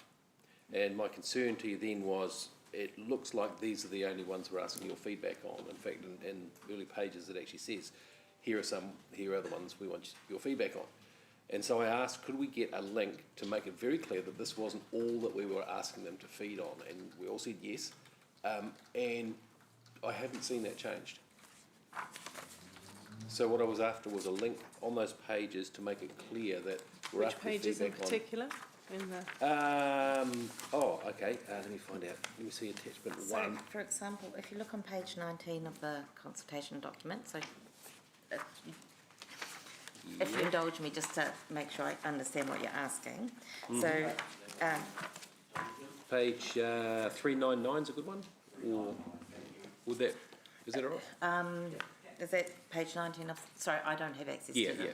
So page 19 of the consultation document. Yep. And so there we talk about what we want, and we talk about the ways that we're investing in our city over the next 10 years, and there's some key projects listed there. And then we've made in bolder those next two statements. You can see lists of projects that we've included in our budget and to be funded here. So the list of stuff that is funded, and that'll be a link on the electronic form that people can click through to. I get that, and that was in the draft. Yes. Sorry to interrupt. That was in the draft, and to my mind, that wasn't clear enough on each of those pages. So, for example, the intersection that we've chosen to highlight, there are many, many more that we're after their feedback on as well. Yes. And so I asked, could we include this kind of opportunity on those specific pages to say, hey, these aren't the only ones we're after your feedback on. Yeah. So it is there on each vision statement, but it is small at the end of the page saying, are there any other projects you would like to think about? Yeah. I get your point though. It's a pretty soft touch of the fact that there's a much bigger plan and more ideas. And I guess what I'm worried about is that I asked and we all said, yeah, we'll do it, and nothing's changed. Yeah, so... Can I sort of... Can I just clarify? Has changed. It's hard to hear the voices. Apologies if we haven't interpreted what you asked correctly. What we have done is increased that on the priority page. So where we asked on page 19, what I think I'm hearing you ask is, in addition to under each option, you'd like a same sort of reference to here's all the other projects. That's what I was asking, Okay. Is that doable without messing you up? Because I was quite happy with you guys saying you would do it. Can I add something there, please, Mayor Paula? Yeah. So I think we did hear that feedback, and what has changed is in the submission form. So there's the consultation document, which has the information. There's the actual submission form, which is the bit that people actually fill out. and we have included at the end of each option the question, tell us which option you prefer, or let us know if you have any other ideas. So we definitely did hear And that that is feedback. in here, that is in here. That's it's on cool. page, yeah, it's not in here under each set of choices. It's actually quite softly done, almost thrown away. It doesn't really, I thought, oh, it's there, that's what we asked for, let us know if you have any other ideas. But I think, Bunty, are you asking, how do we alert people to the fact that there's a much bigger body of information? That's it. Yeah, thank Right? you. Yeah, I guess the point I'm trying to make is that these 10 projects, if I was looking at the 10-year plan with my sort of goldfish-like concentration span, I would think, oh, this is all you want me to concentrate on. These are the only intersections, projects that you want to do. Now, I appreciate that the panel has gone through a lot of work to pick out those projects, but there's a lot more to it, and I just wonder if we are giving our community the idea that, hey, there are a lot more intersections, there are a lot more community projects, there are a lot more things. And that was my concern then. I just don't see it as... Is there any way, because I think this is a comms and engagement issue, is there any way in which that idea that council shared, that we would like people to know that there's a whole heap more to talk about, and they can talk about anything, they can be quite visionary, they also can look at the bigger body of stuff in the LTP. Is there any way we can make that more evident? Yeah, I think you've done, if I may just extrapolate on that, you've done really well on the other ideas stuff, and that's great. But I guess that first point you made, that there is another body of work that we've been looking at as well, and I was just wondering if there's a... So we do reference that. What we need to be, just to clarify, what we have done here is put the link so people can go through and look at all the detail of those projects. And that is by each priority. So when they click on the link, for example, if you're talking about the intersection projects, when they click on the link related to that priority where those intersection projects are, they will see all the other intersections. Okay. Yep. So they will see all that information if they click on that link. It is not specifically within the intersection question option. It is at the front bit of that section where we do have all of that information available. The challenge we have, of course, is we don't want to make this too big for people, but we want to make sure they have access to the information, which is what we've done by providing the links. On the electronic form, it'll be just a click and you can go there. On the paper form, we give them the website that they just type in and it's there for them. Okay, I think let's go around the questions, but I think you may find that that doesn't quite satisfactorily deal with the issue. And it's a communications issue, it's nothing else. And it doesn't mean there's anything wrong with the priorities in here, it means that we want some more visibility of the priorities that aren't.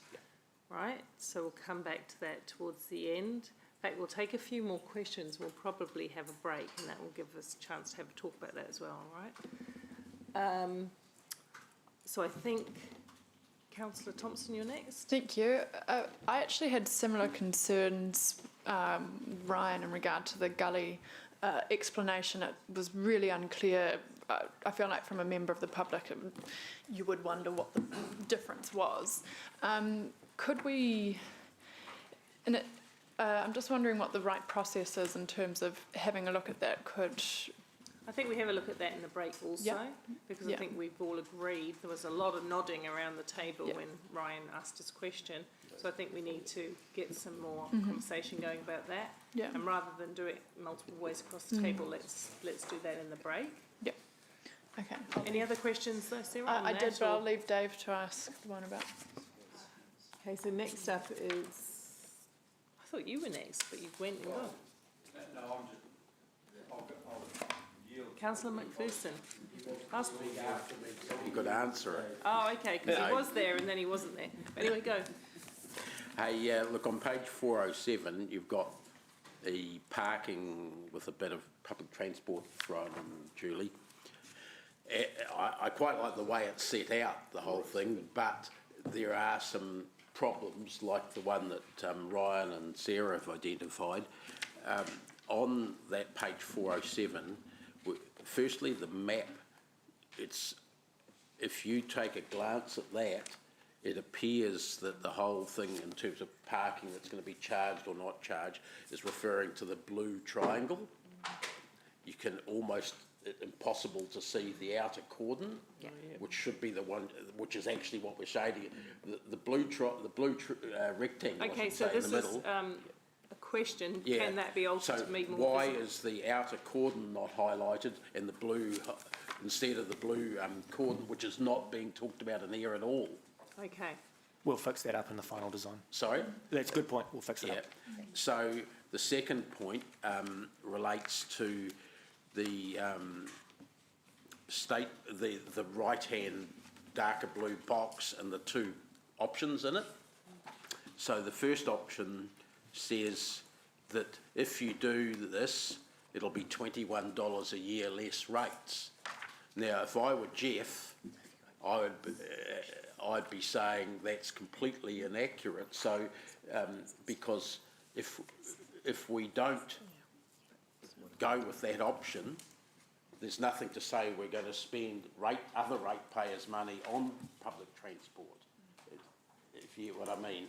So it's not this implies, I want to know what's going on here, it implies a rates reduction if you vote for that, which is actually not correct. That money's tagged. Okay. So just to we understand, clarify. we understand the question. And option 2 says, and the words are, the option involves keeping our parking charging as it is now. The members of the public will say our parking is free through the entire CBD now.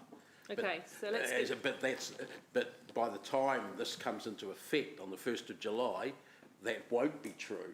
That's actually inaccurate. Only half of the CBD is going to be free parking.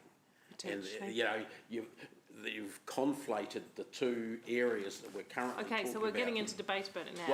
Well, that's what it's like the last one. There are things that will clearly confuse the public because they're not accurate. Let's get an answer to that, because I think you understood the question in there, right?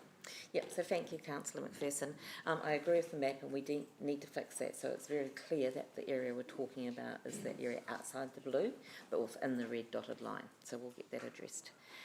In terms of how we have to put the proposals, the options forward, what we're trying to say, and we're happy to, look at the wording and try and make it clearer, but what we're trying to say, by including the revenue from from the parking that we're talking about, so the revenue from the commuter parking, has that just by itself, forget about the spend on public transport, just that revenue component reduces the amount of rates we collect by effectively $21. That's not correct, though. It's not actually accurate. I'm sorry. Okay, we're not going to get into debate about it. It's an extra over and above rates, or not. Hang on. Let's have the questions fully answered, and then you'll have your chance. The revenue from the parking creates an additional $21 of revenue per ratepayer, and we have built that revenue into the budget. Yes, but the question says amount included in your rates. Dave, we're not debating. If you don't get a satisfactory answer, I hear you. If you don't get a satisfactory answer to your question, you can have a supplementary question, but we're not debating with staff. So carry on with your full answer to the questions. If it doesn't fully answer the questions, you'll have to phrase another question that leads us to some better conclusion. Yeah. And so what we're trying to say is included in the budget that has been used to form our financial position, we have included that parking revenue. If we look at it in terms of an impact on a per ratepayer, that is effectively $21. That is additional revenue that has come in for them. And I'm sorry, I didn't understand the part of the question about option 2 says this option involves keeping our parking charging as it is now. That's misleading, I suggest, because parking charges as it is now, when people read that, include free parking throughout the CBD. Sometime between this going out and the start of the financial year, that is changing. I think what you would be suggesting is that this option involves keeping our city fringe parking as it is now. That's essentially what you're saying, isn't it? It's got a in that area. Okay, so that's good. That's some clarity. in terms of the way the first one's ordered, you can take some debate on that. Have you got any other question? That's fine. Well, it I does. don't want to get into a back and forward with Julia. I just want a clear question. I'll focus on this page, and I mean, it's just calls into question a number of the ways that these things are being expressed. The way it looks is good, but if it's misleading, it doesn't work. We did have full discussion of all of these options at the workshops, but all the same, you know, when you're close to something, you do need to have the other look at it. So I accept that there will be things that we need to change today, which is part of the process, as long as they don't materially change the finances. Let's take a couple of other questions, and then we'll take a break at 11:30, and that will give staff the opportunity to talk to members about any subtle changes with wording that bring the right effect. And where the gullies one is one of those as well, we can have a conversation. So for the next 10 minutes, I'll take some more questions to be helpful to staff. Councillor Gallagher. I was on the committee, and I think by and large you've done a good job. I did raise the issue around the wording on the so-called Hillcrest Library project.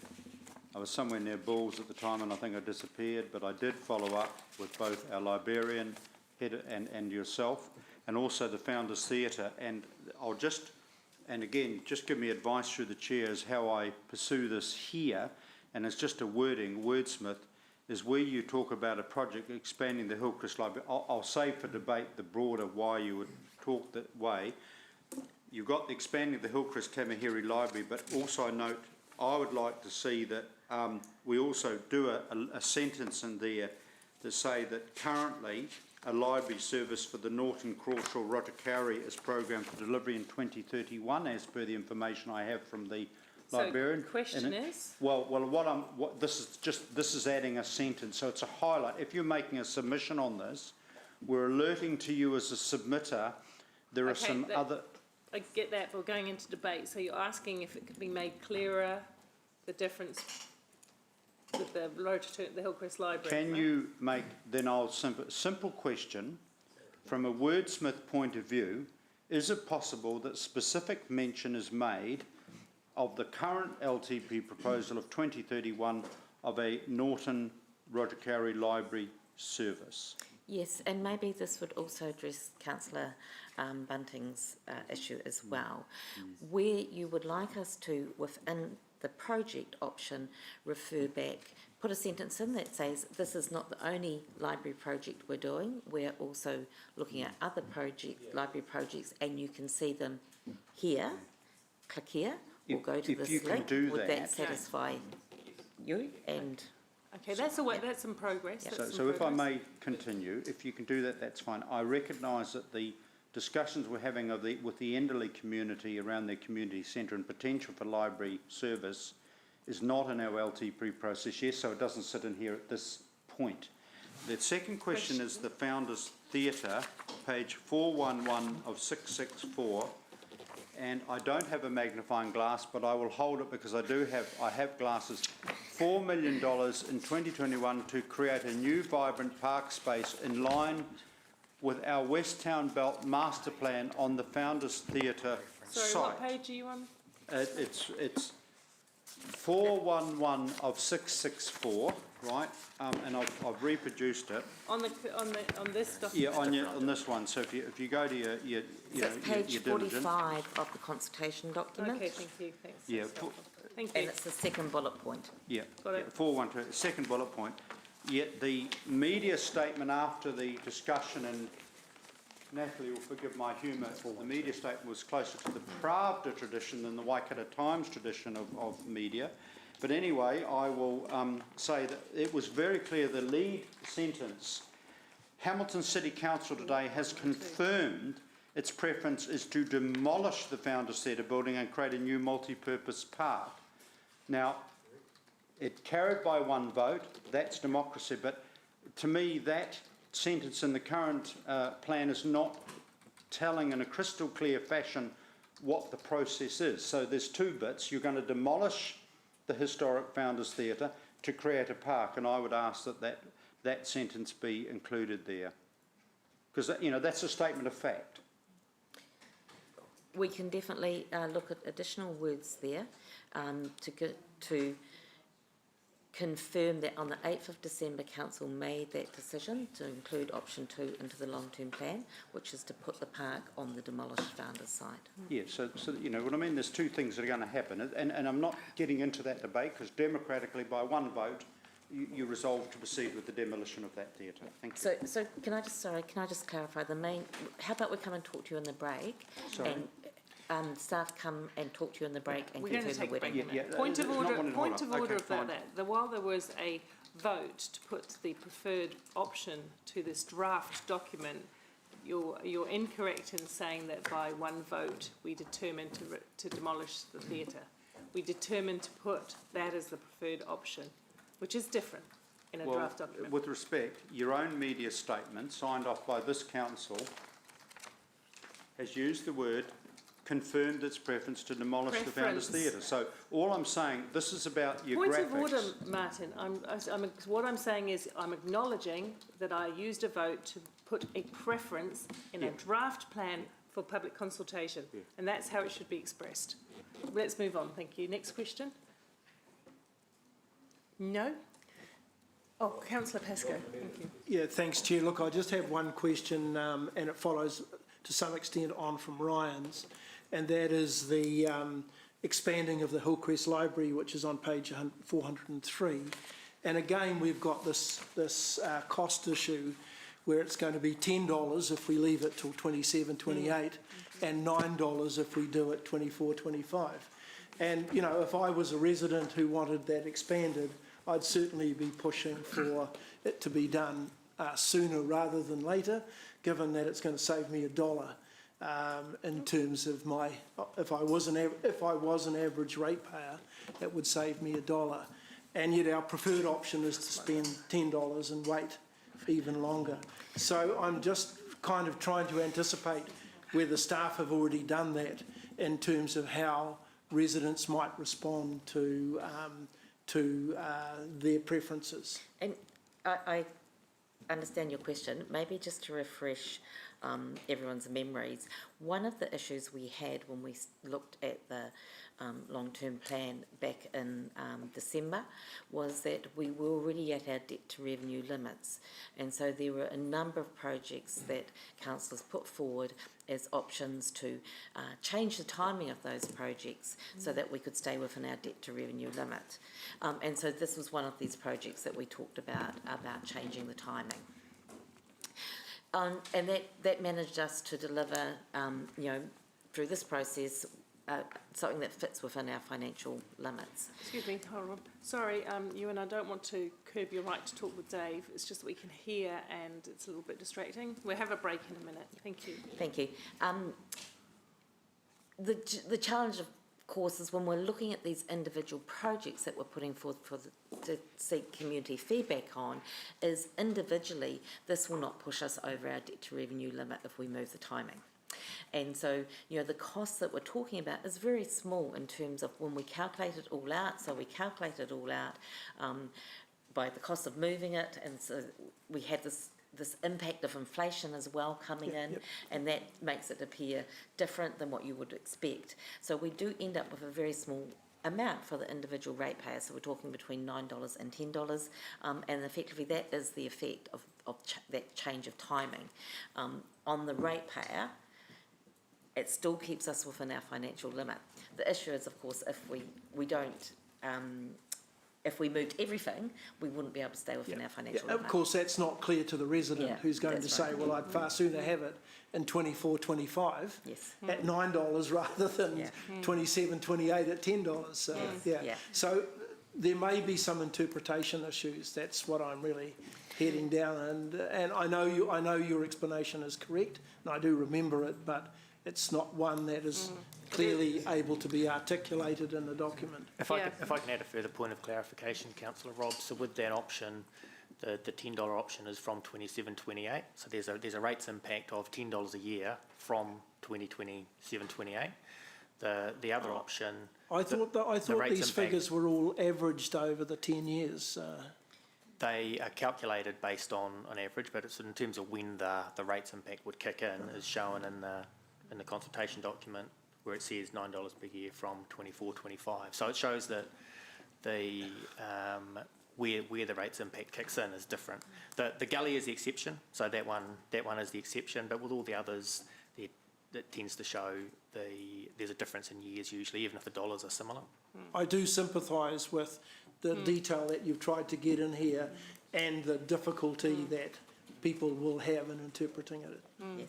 And so But am I right in assuming that if we go for the most expensive or earliest option that's in here, in most cases we're still within that financial envelope, but if we get additional projects from the outside, people come in with a new vision for something that we have, then we start. So as we go into the hearings and deliberations, most importantly the deliberations, will be actively calculating every addition and its impact on the rates. yes, we will.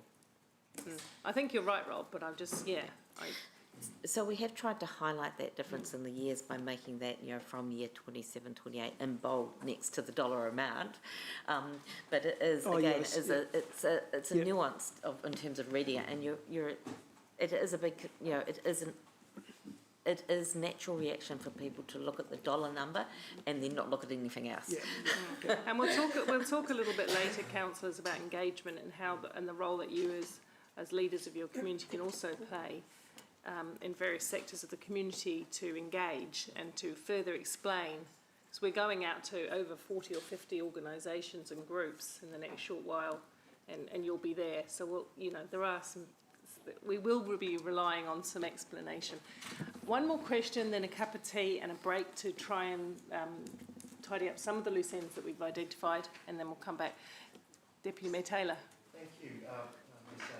Yeah, look, I couched this this question just by saying that this is just a consultation document, and it's very hard to wordsmith to satisfy 13 different world views sitting around this table, and so I've got some sympathy for the people who tried to do that, because it's so. I'll just remind everyone of that. It's not the LTP. It's just a document. But I would support Councillor McPherson on the commuter parking there, because I would suggest that that is worth a tweak, I think, because if we had decided to... So your question, because we've had this question. Yeah. Could it be tweaked? Because if we had... because if we had decided to charge commuter parking and take the money in revenue, that would be correct, I would have thought, the $21 less rates. That's right. But given that we've already tagged it somewhere else, I feel... So I think that's one of the things we've agreed. Would it not be possible to say going to public transport? I just want to back up Councillor McPherson. I think he's right. Yes, we can Well, that wasn't a talk to you about question, that was debate, but actually I understand where you're coming from, and that was one of the issues that we've tagged for conversation in the now break. So we're going to adjourn for a decent amount of time, because I think there are some conversations to be had.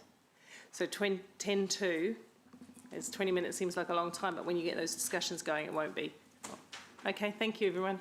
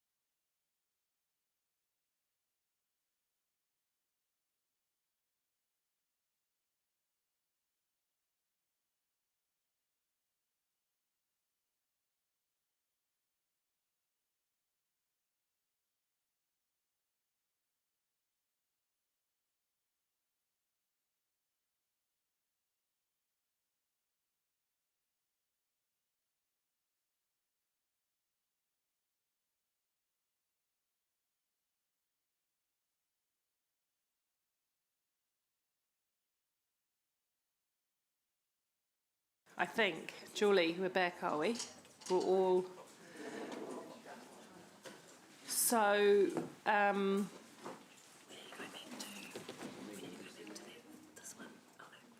what? Okay. Why? Because we can't really approve.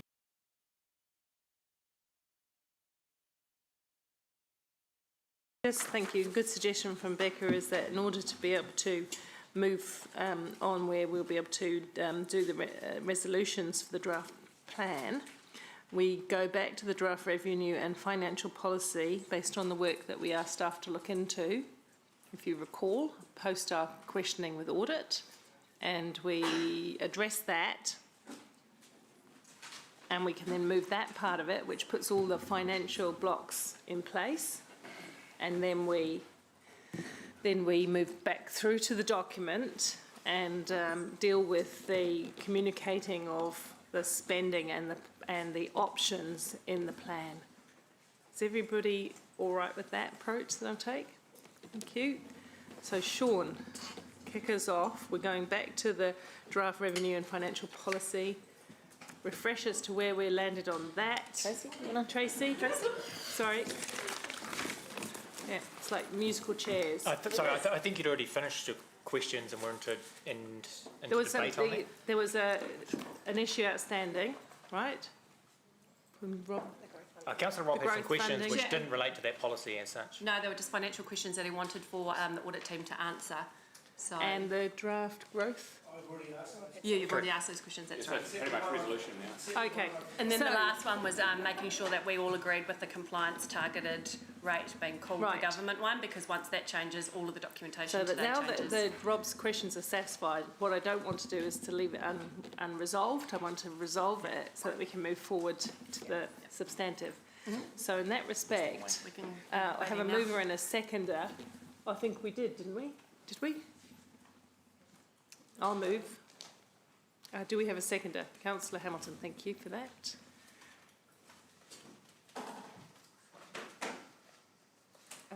Is this where you're?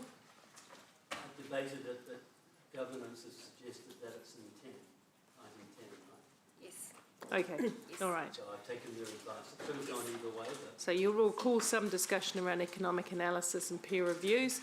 That's an item that we can come back to discuss in item 10 and potentially draw an opinion on that. So let's go to debate, if there is any, and then we'll go to the vote. I don't intend to talk to it. I think we've had fairly clear discussion about it. So I'll go to other debate. Councillor Pascoe. Thank you. And I hope I'm in the right part for this debate, but I'll rattle on and you'll tell me if I'm not. Look, I want to thank the staff for the work that they've done over the last month, having been involved in the advisory group and having submitted a number of queries, and I know that they have worked hard over the holiday period to get this report to where it is. There's always a risk when certain projects get highlighted and become more visible than others, and I think there are two invisible projects that are missing in this report, one being the Borman Road extension to Gordonton Road. That was previously deferred in the last long-term plan, and again it's been pushed out into the latter part of this long-term plan, and also the Hillcrest Library, which was where the preferred option is for that. And one wonders how many other projects might have been funded in the earlier part of this long-term plan if some more expensive, nice to have or love to have projects are deferred in exactly the same way. So there's a risk there in terms of those missed projects not being consulted on. Another main concern I have must revolve around the lack of transition from the current long-term plan to the new long-term plan. We heard talk in the earlier discussion about this being a 10-year plan, and yet after 3 years we seem to have largely ditched the current long-term plan in front of a brand new one. You know, we put the rates up last time by 9.7%, and we said this would steady the ship. And if we had continued with that, the promised surpluses from 22 to 26 of 74 million would have been available to repay debt. Now the new plan advocates a rate increase of 8.9% and follows on with a 4.9% rate increase, and yet we'll only have a surplus in the first 5 years, an aggregate surplus of 12 million for the period. So I am concerned, and experience tells me that in each long-term plan we seem to be pushing out the surplus, the balancing the book surplus, even further and further into the future. So while we hope to repay debt, that doesn't really happen. So I'm hopeful in the financial area that our community will be extremely critical and evaluate the projects that we've got in there and our ability to fund them, and the missing step in the process, which of course is rates affordability. We need also to be stronger in our relationship with central government, to question why our ratepayers should be funding central government directives, the waters and NPSUD being two major current costs in this long-term budget. And this may be just the start of the directives, and I'm hoping for strong resident support on this. Thank you, Councillor Pascoe. Councillor McPherson. Thank you. Agree with a number of Rob's points. There's a couple of sort of clarifications / corrections I'd like to make. One clarification, Rob was talking about where we'd be if we'd rated correctly earlier, and I just want to point out to him the decision of the annual plan meeting to lower rates by 1% has had a material effect in that way. So you could have helped us, Rob, but never mind. Moving on. The comment about Borman Road extension is not quite accurate in that we have decided to do the most important parts now. We've left the part for cars until later. While it is a joke in one sense, it's also serious. There is a connection there for cycling and walking being built to enable people, particularly to link with the high school, which is very important for the people up on top of the hill there on the other part of Borman Road. So to the minds of some of us, we've done the important bit. The rest, the cars can wait a little longer or go around the long way. Thank you. Thank you. Are there any on Zoom that would like to talk about this? If not, I will exercise my right to reply because, of course, Oh, sorry, Martin. Councillor Gallagher. There'll be, with regard to the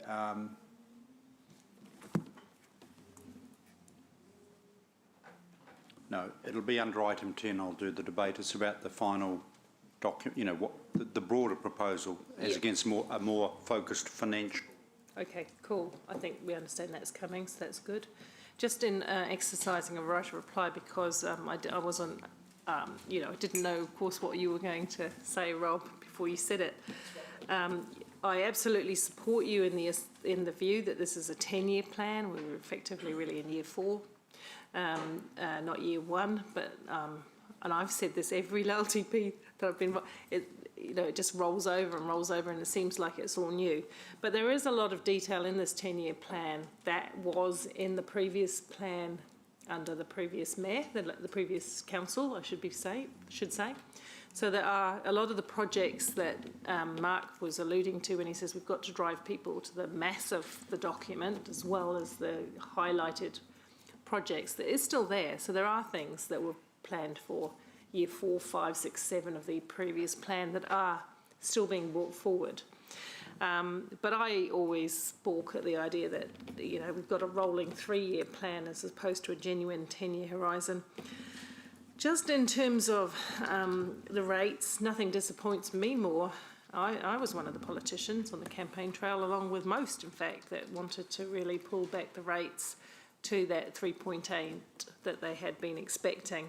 So imagine how disappointed I am. But nothing comes for free. We're off the back of a terrible, unexpected experience of COVID, and we mustn't underestimate the financial impact of COVID. Already, but in the recovery period. In the recovery period, we've got a lot coming at us to grow out of this recession that we're in and to build an economy and employment and homes for New Zealanders. I know also that we're in a high growth phase. Despite COVID, people are still moving to Hamilton, and we're going to get our share of returning Kiwis as well. We still don't have enough housing.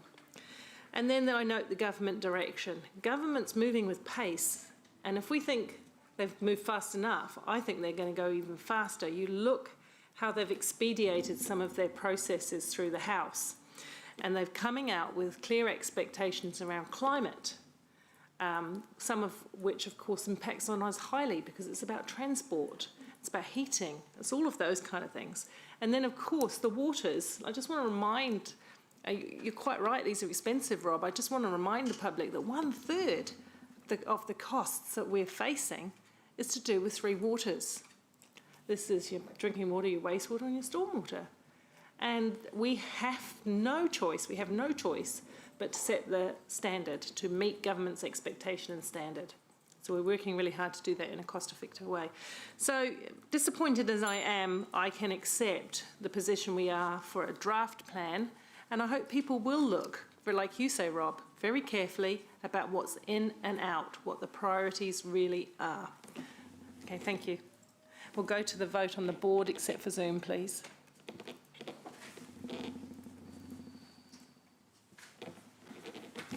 Thanks, Kish. Margaret, voting on this one? Can we have a motion up on the board, please? Yes, can you share it on the screen for the Zoom people? Thank you.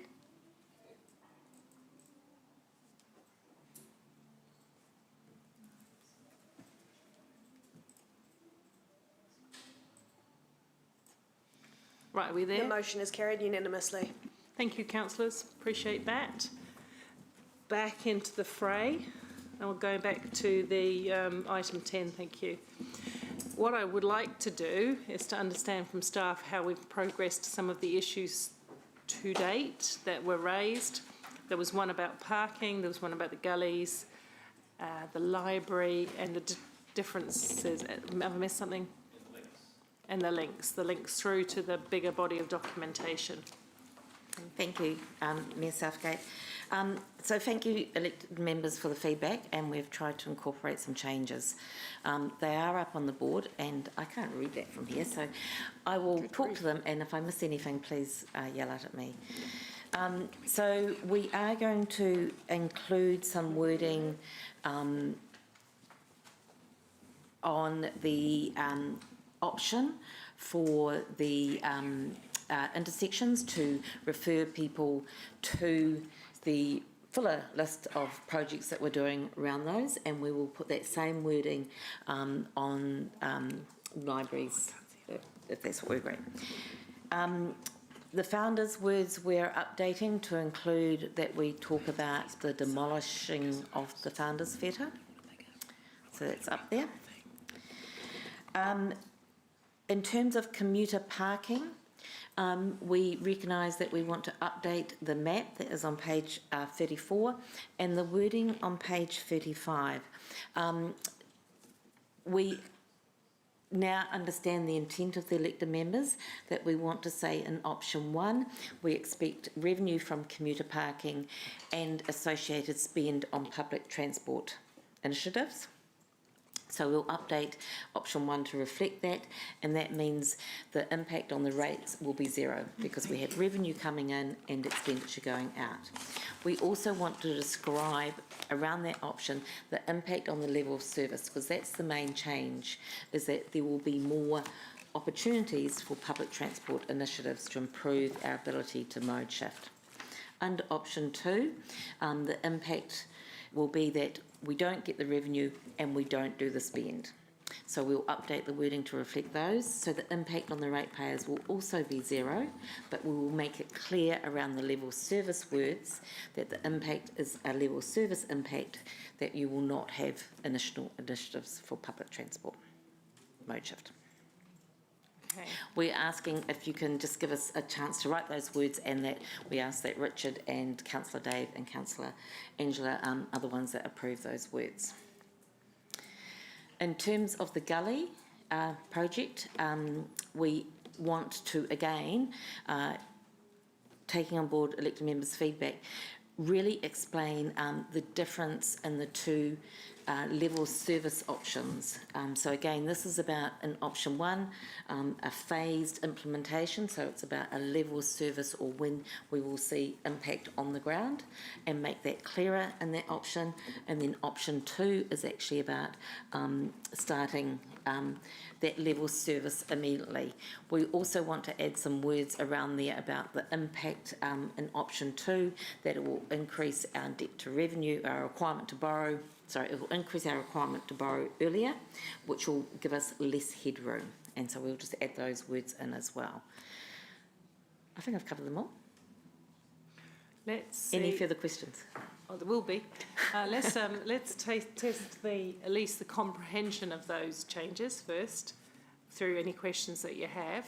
We're not voting on the LTP yet, so there's still some more conversation to be had. So, elected members, if you've got any questions or uncertainty about what's proposed here, let's have the questions now so we can get some progress. Just to clarify, I accept that while I wanted Rotokara mentioned in the document, as per this document, it's just outside the, the 10-year to 2031. So I accept that. So it doesn't appear.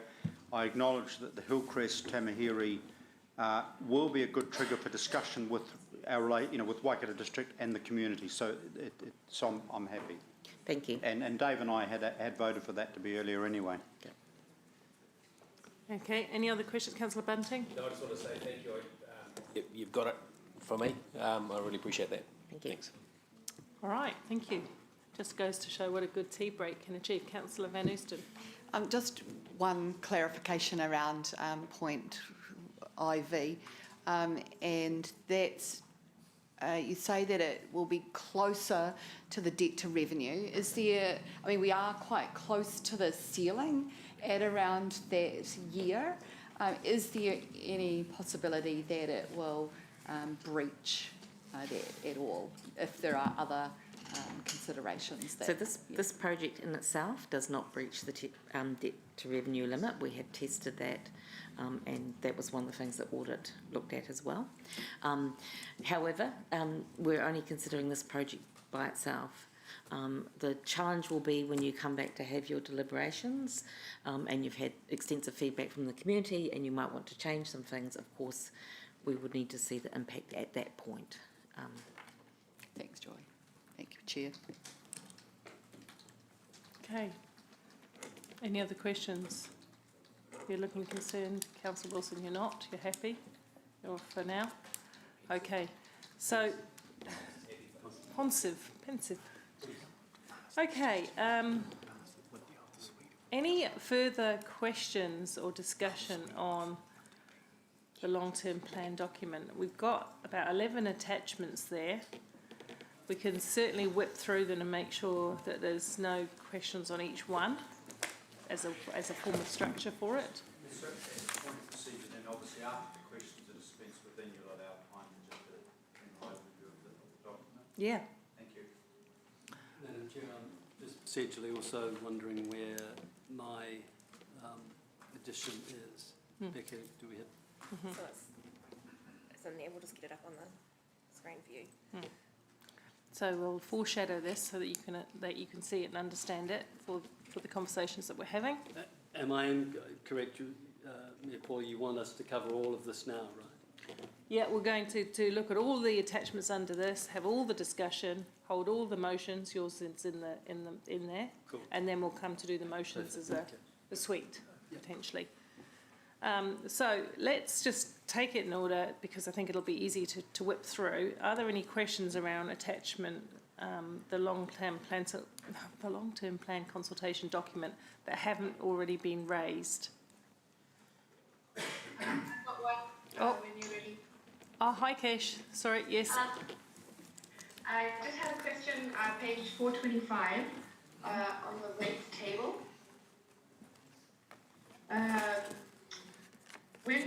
talking about total rates for 21-22, are we basing this on increased capital value?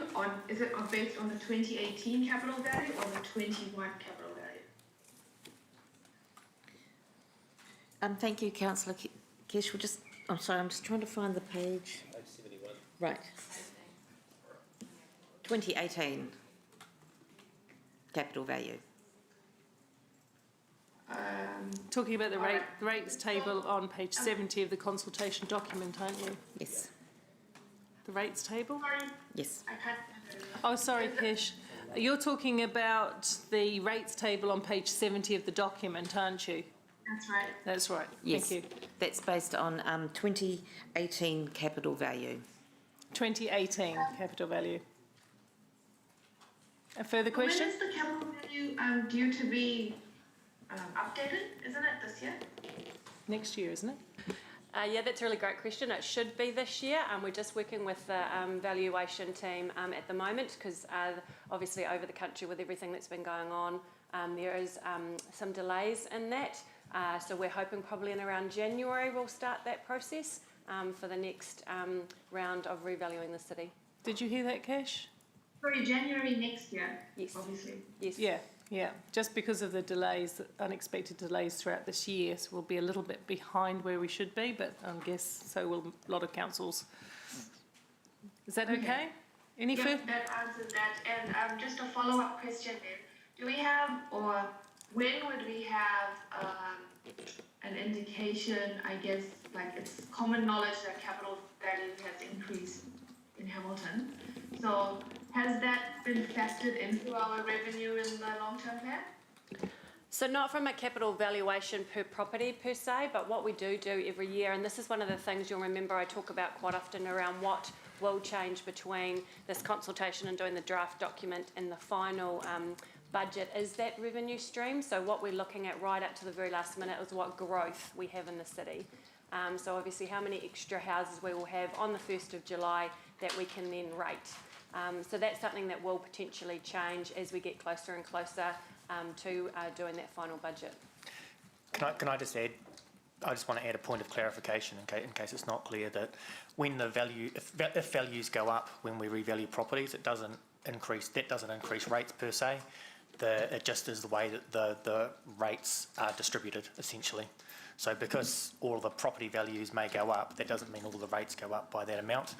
The capital value rating, it's just how we share out the rates that we collect. Okay, got you. So the table is accurate? Yes. Okay, cool. Thank you. Thank you, Cash. Okay, so any other questions on the consultation document? Notwithstanding, we're going to put a little bit more explanation around those financial differences and how they are reported. Give that explanation. Right, let's look at attachment 2, which is the submission form. Just to tick off that everybody's happy, because we have, as I think Ewan reminded us, or Dave did, that we had a issue with the submission form last time that didn't do us much good. So everybody with their eagle eyes, are you happy with this submission form, that it asks in the right way what you want it to ask?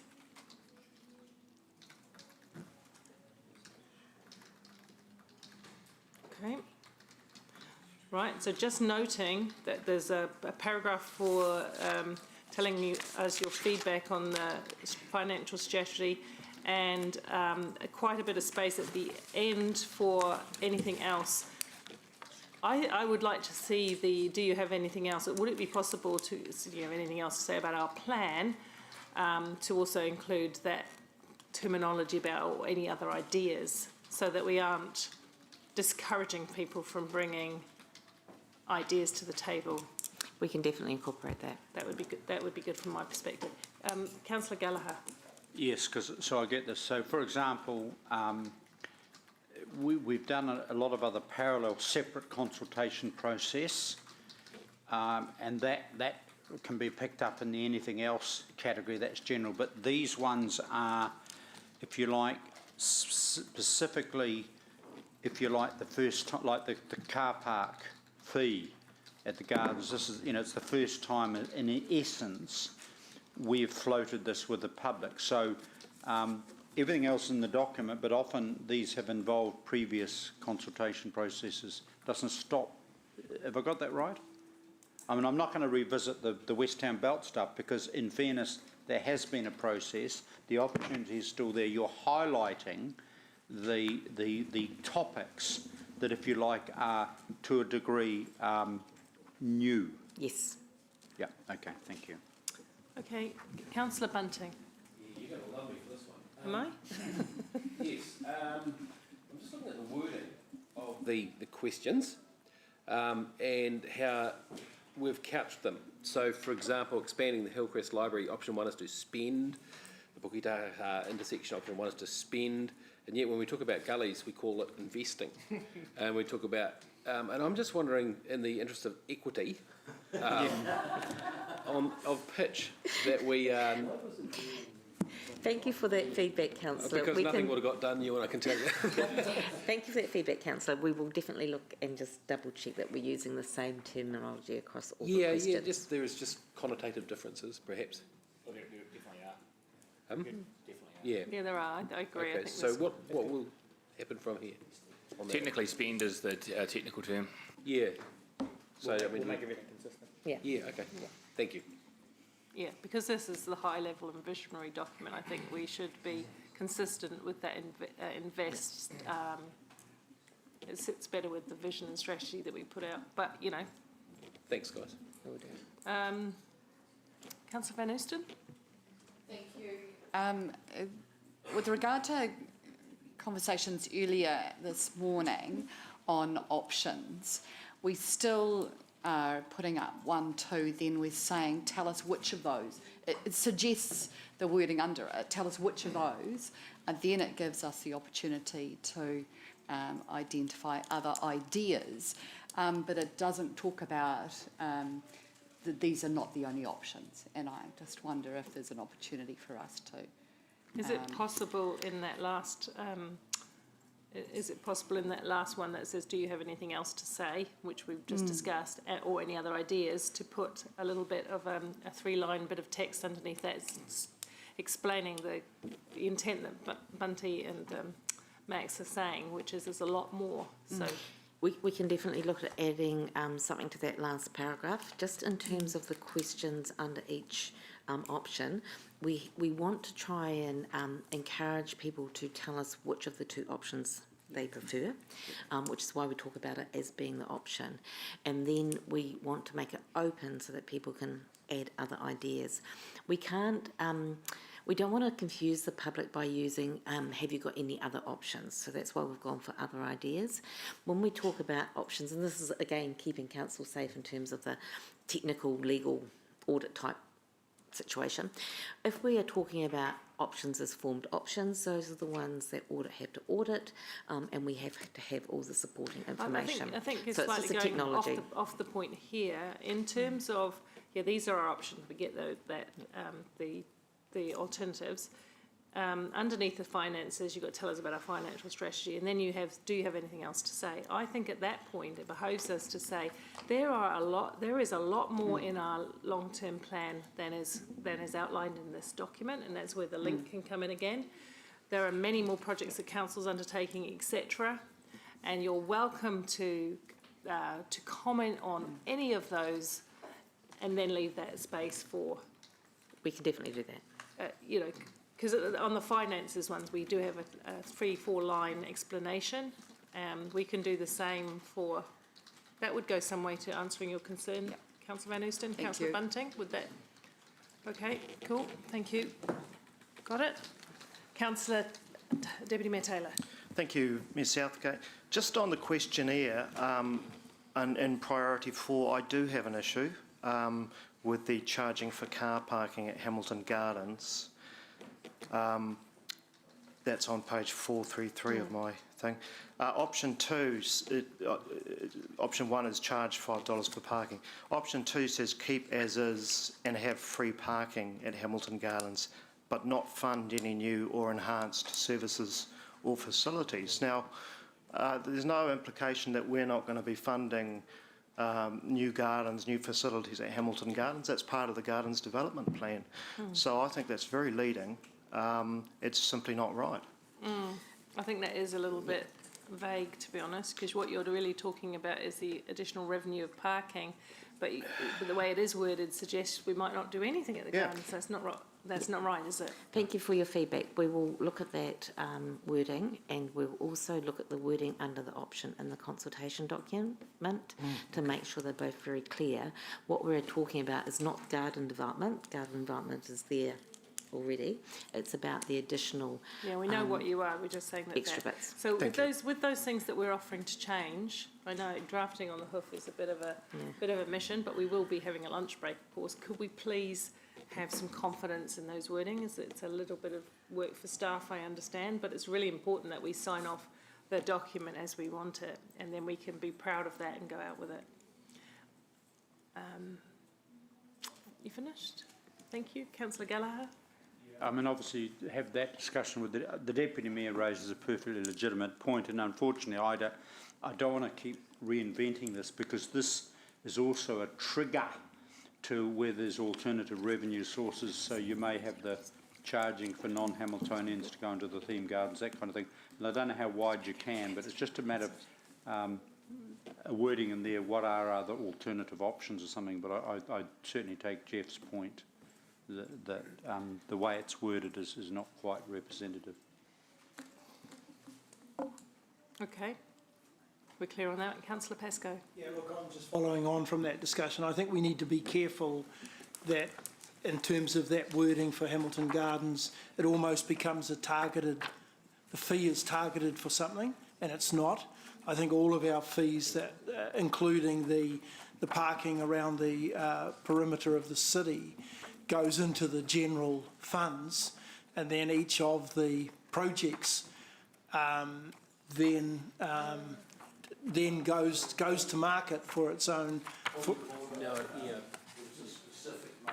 Hang on, what is the point of order? His information. Accuracy. There was a specific motion directing the funding from the perimeter parking to public transport that we built that on. Okay, well, I didn't recall that, but certainly in this case, we haven't targeted it for any specific expenditure. In fact, I got assurance earlier on this morning that the gardens funding was already included in the budget quite separately from this 500,000. I wonder if it's helpful. I believe this one was targeted or tagged as well. Yeah, I was just going to ask that question of staff. Can you clarify if we pick up the $5 charge, the $20 charge for transport, where it generates the funding, where is that going? I was just going to ask staff to be really clear with us what. Rebecca, do you want to answer this? So, wait, sorry. Do we Rebecca, because they've got the detail. Yeah. Sorry, do you hear the question? Oh, no, sorry. Sorry, okay, so let's just take that a half step back. With the charging for $5 or $20 car bus for the gardens, we know that it generates $500,000 revenue, that's fine. What is that to be applied to, that additional revenue? I think we need to be clear about that, because at the moment it suggests it's for improved services and facilities, which could be almost anything. Maybe Sean. Just if I can be helpful, so we've tagged it for half of it would be used to enhance existing services and facilities, and the other half would be used to fund new services and facilities. And I believe the discussion at the time was around potentially bus services to the gardens was an example of those types of services. So to be absolutely clear, improved services and facilities for the gardens site, for the gardens? Yes. Right. I think that's not clear in there, perhaps. Could we use that 500,000 for something somewhere completely different? That's not the intent, is it? No. Okay, so you can make an amendment to that, and let's have a look at it. And also option 2, as Jeff has said, it's not clear. Any other? Let me go through the rest of councillors. Just a follow-on question from that, and it might be more of a general nature than specific to this, but are we not confusing? You know, when we have these motions where there are specific directions for these revenue items, assuming that they do occur, and they do occur at the levels that we hope they will, aren't we creating all kinds of internal confusion within the organisation as to how these funds ultimately get spent? I think it was the intent of council that if we collected a certain amount of revenue, it would go to a specific purpose. And so that's what should be reflected in the consultation document. That's what we're asking the public to have their say on. That do you want to support parking charges at the gardens, knowing that it will go to fund initiatives at the gardens, and the alternative is don't charge for parking and don't do those initiatives.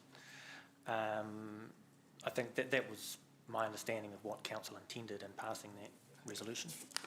Okay, well, yeah, in its present form, it lacks clarity. Let's come back to that then, please. So I've got further questions. Councillor Hamilton.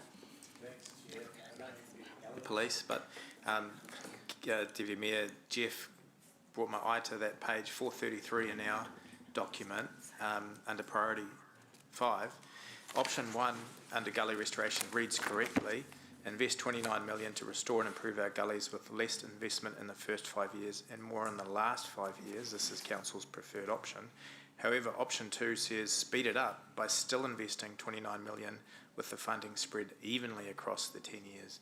Surely it would be speeding it up by investing more in that first 5 years, sort of the opposite to point number 1.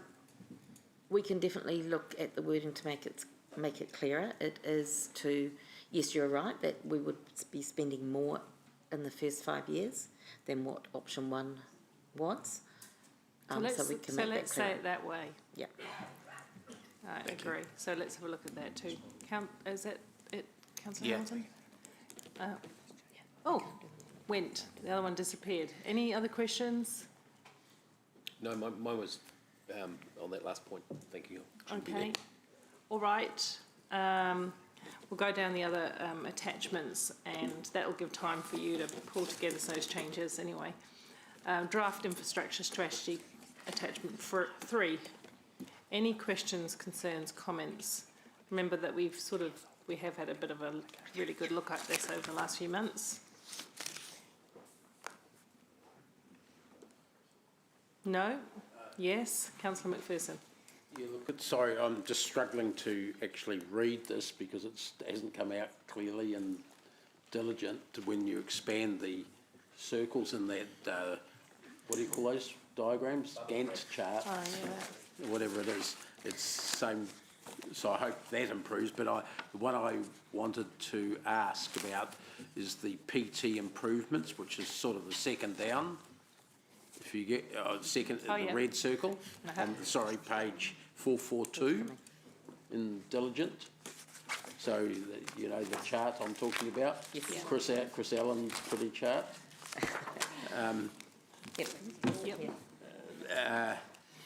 It's got a dotted line from now until 2026 or something like that, roughly. It's hard to tell.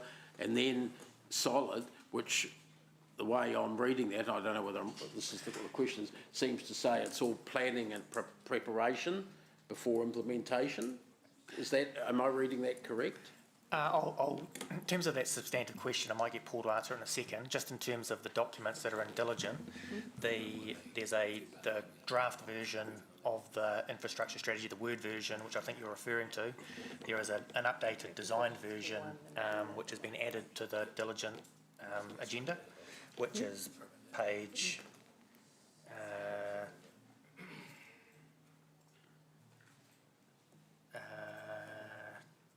it's the last attachment. What's it called? The attachment 3. So under updated information in relation to the consultation document. Oh yeah. So that's the. And that's got a straight stack of things in it. So which one of them? So that's the design version. So the diagram you're referring to. Draft infrastructure strategy, is it? At the end. Yep. So we're on. Page 785. Oh, it's in 2 halves. Okay, same problem. I can read it better though. Yeah. So I was addressing your first concern. Oh, that's right. You don't care what it says as long as I can read it. Okay. So if that's what it means, that there's preparation, planning, design, whatnot, until 2026 and then implementation. That's wrong, but I may be reading it wrong. Because it's not like they've all got the same length of dotted line before they've got the hard lines. What do they mean, the two different types of lines? Yeah, I think we understand the question. What is the dotted lines intended to represent? Just planning or planning and implementation? It's exactly how the key is, and you've interpreted it like that. As you raise it, you're right. It's not really how it is. So that needs to be adjusted also? So right. I guess this is meant to give people a visual quick snap of how things are going to pan out over the next 10, 15 years. So over the lunch break, can you just, who's ever responsible for this, move the circle to the left. Just make sure that the lines, the dotted lines, the solid lines and the circles are completely accurately representing planning or implementation? Correct. Thank you. That would be good. Would that answer your question? Yes, perfect. Brilliant. Councillor O'Leary. Standing. Oh, okay. Any other questions on this one? No. No? No, good. Okay, we're just going to go to the next one, just noting that we're going to take an adjournment of discussing these documents of one to welcome a guest speaker, and then we will take lunch. So there'll be a bit of back and forth. Long-term financial strategy. I dare say we won't get this one done in a few minutes, but here it is. Questions on that one? Preferably questions that haven't already been asked in the full beginning. Any new questions on this one? No. Oh, just... Yes, Max. It's just a really tiny one, although the issue of COVID isn't tiny, but it's just about the provision that we make in year one with regard to a level 1 assumption, and then after year 2 a new world view. So just the question really is that a long enough period to hold the level 1 status? Thank you, Councillor. It is, we have specifically stated this as our assumption, and this is one of the areas where audited had asked us to be very clear about what our assumption is. I suppose on the advice, we don't know, and so we've used an assumption. If COVID has a significant impact on our community again, we would naturally address that and adjust that for our annual plan. At this stage, our best, the approach that has been taken so far and has been approved for council when you adopted the assumptions paper in the last meeting was actually that's the assumption we're going to use. Okay, just a question and follow up to that. It might be helpful through audit, if I may. Is the assumption, you've questioned it in some part, but the assumption, is it better to err on a more generous or conservative assumption in your view in terms of what would you see being prudent for a council, given that we don't really know what the world's going to do? Thank you. Sorry to put you on the spot. Yes. No problem, pretty much that is in line with the best information that's coming out of the DHB sector and what other councils are using for their assumptions for the LTP. It is very uncertain, and that's why it's one of the areas that's specifically highlighted in the consultation document to say exactly what the assumption is. But given the best information we ever had, right? Does that help, Max? Yeah, thanks. We'll wait and see, won't we? In an uncertain time. Yeah, it's a very uncertain time. The long-term perspective, what's that? Attachment 5, draft long-term plan perspective financial, I've lost the rest of it. Attachment 5, any questions? No? No, good. Attachment 6, the long-term plan disclosure statement. Any questions? No. Good. Attachment 7, draft significant forecasting assumptions. Any concerns, questions? No. Attachment 8, draft 2021-31 long-term plan funded capital program. Any questions? Really hard to read on here, of course, but any questions, concerns? No. Attachment 9, the unfunded capital. Any questions? Attachment 10, council-controlled organisations. Any questions, concerns? No. Attachment 11, the draft long-term performance measures. Any questions on that? Councillor Pascoe. Yeah, just one question on that. I guess these have been revised as a result of COVID in terms of, yeah, that's my question. Yes, they have been. Yeah. And so these performance measures, the targets, have been back through the business. And you might remember we talked about a number of these at the workshop on the 9th of December, and Lance and his team looked at some of the targets again. So those updated ones are now included in that. There is opportunity again for you to look at these again before we adopt the final long-term plan. And these come as a national directive, do they? Every council pretty much has the same? No, there's a mixture. So our performance targets are basically to help our community understand the level of service that we're committing to deliver in line with the budget that you are approving. So they are tied to the budget that you're approving. Within these performance measures, there are another number of mandatory ones required by the Department of Internal Affairs. They are mainly around water ones, and we have mark those so you can see what those ones are. And these are subject to the audit process? Yes, they have been audited. Yeah, okay. And our auditors are reasonably comfortable with the ones that have not come from the Department of Internal Affairs, the ones that we've developed ourselves? Okay, thank you. Okay, thank you. That's very good timing. Staff, do you have anything you need from elected members to go away and have your lunch and work through the issues that have been flagged and highlighted? Because we're going to get into testing some of the motions and recommendations, motions and so on after lunch and debate. Staff comfortable? You have what you need? Yes. Good, yes, great. okay. So we're going to kick you out now. And just to have a brief, councillors, a brief public excluded update on the matter, and then we'll go for lunch. I'll move us into confidential. Yes, thank you. Moved into Councillor Wilson, Councillor Gallagher, that we move into public. We don't really have to do that because it's a briefing. It's good enough. We're adjourned from the meeting, and if anyone who's not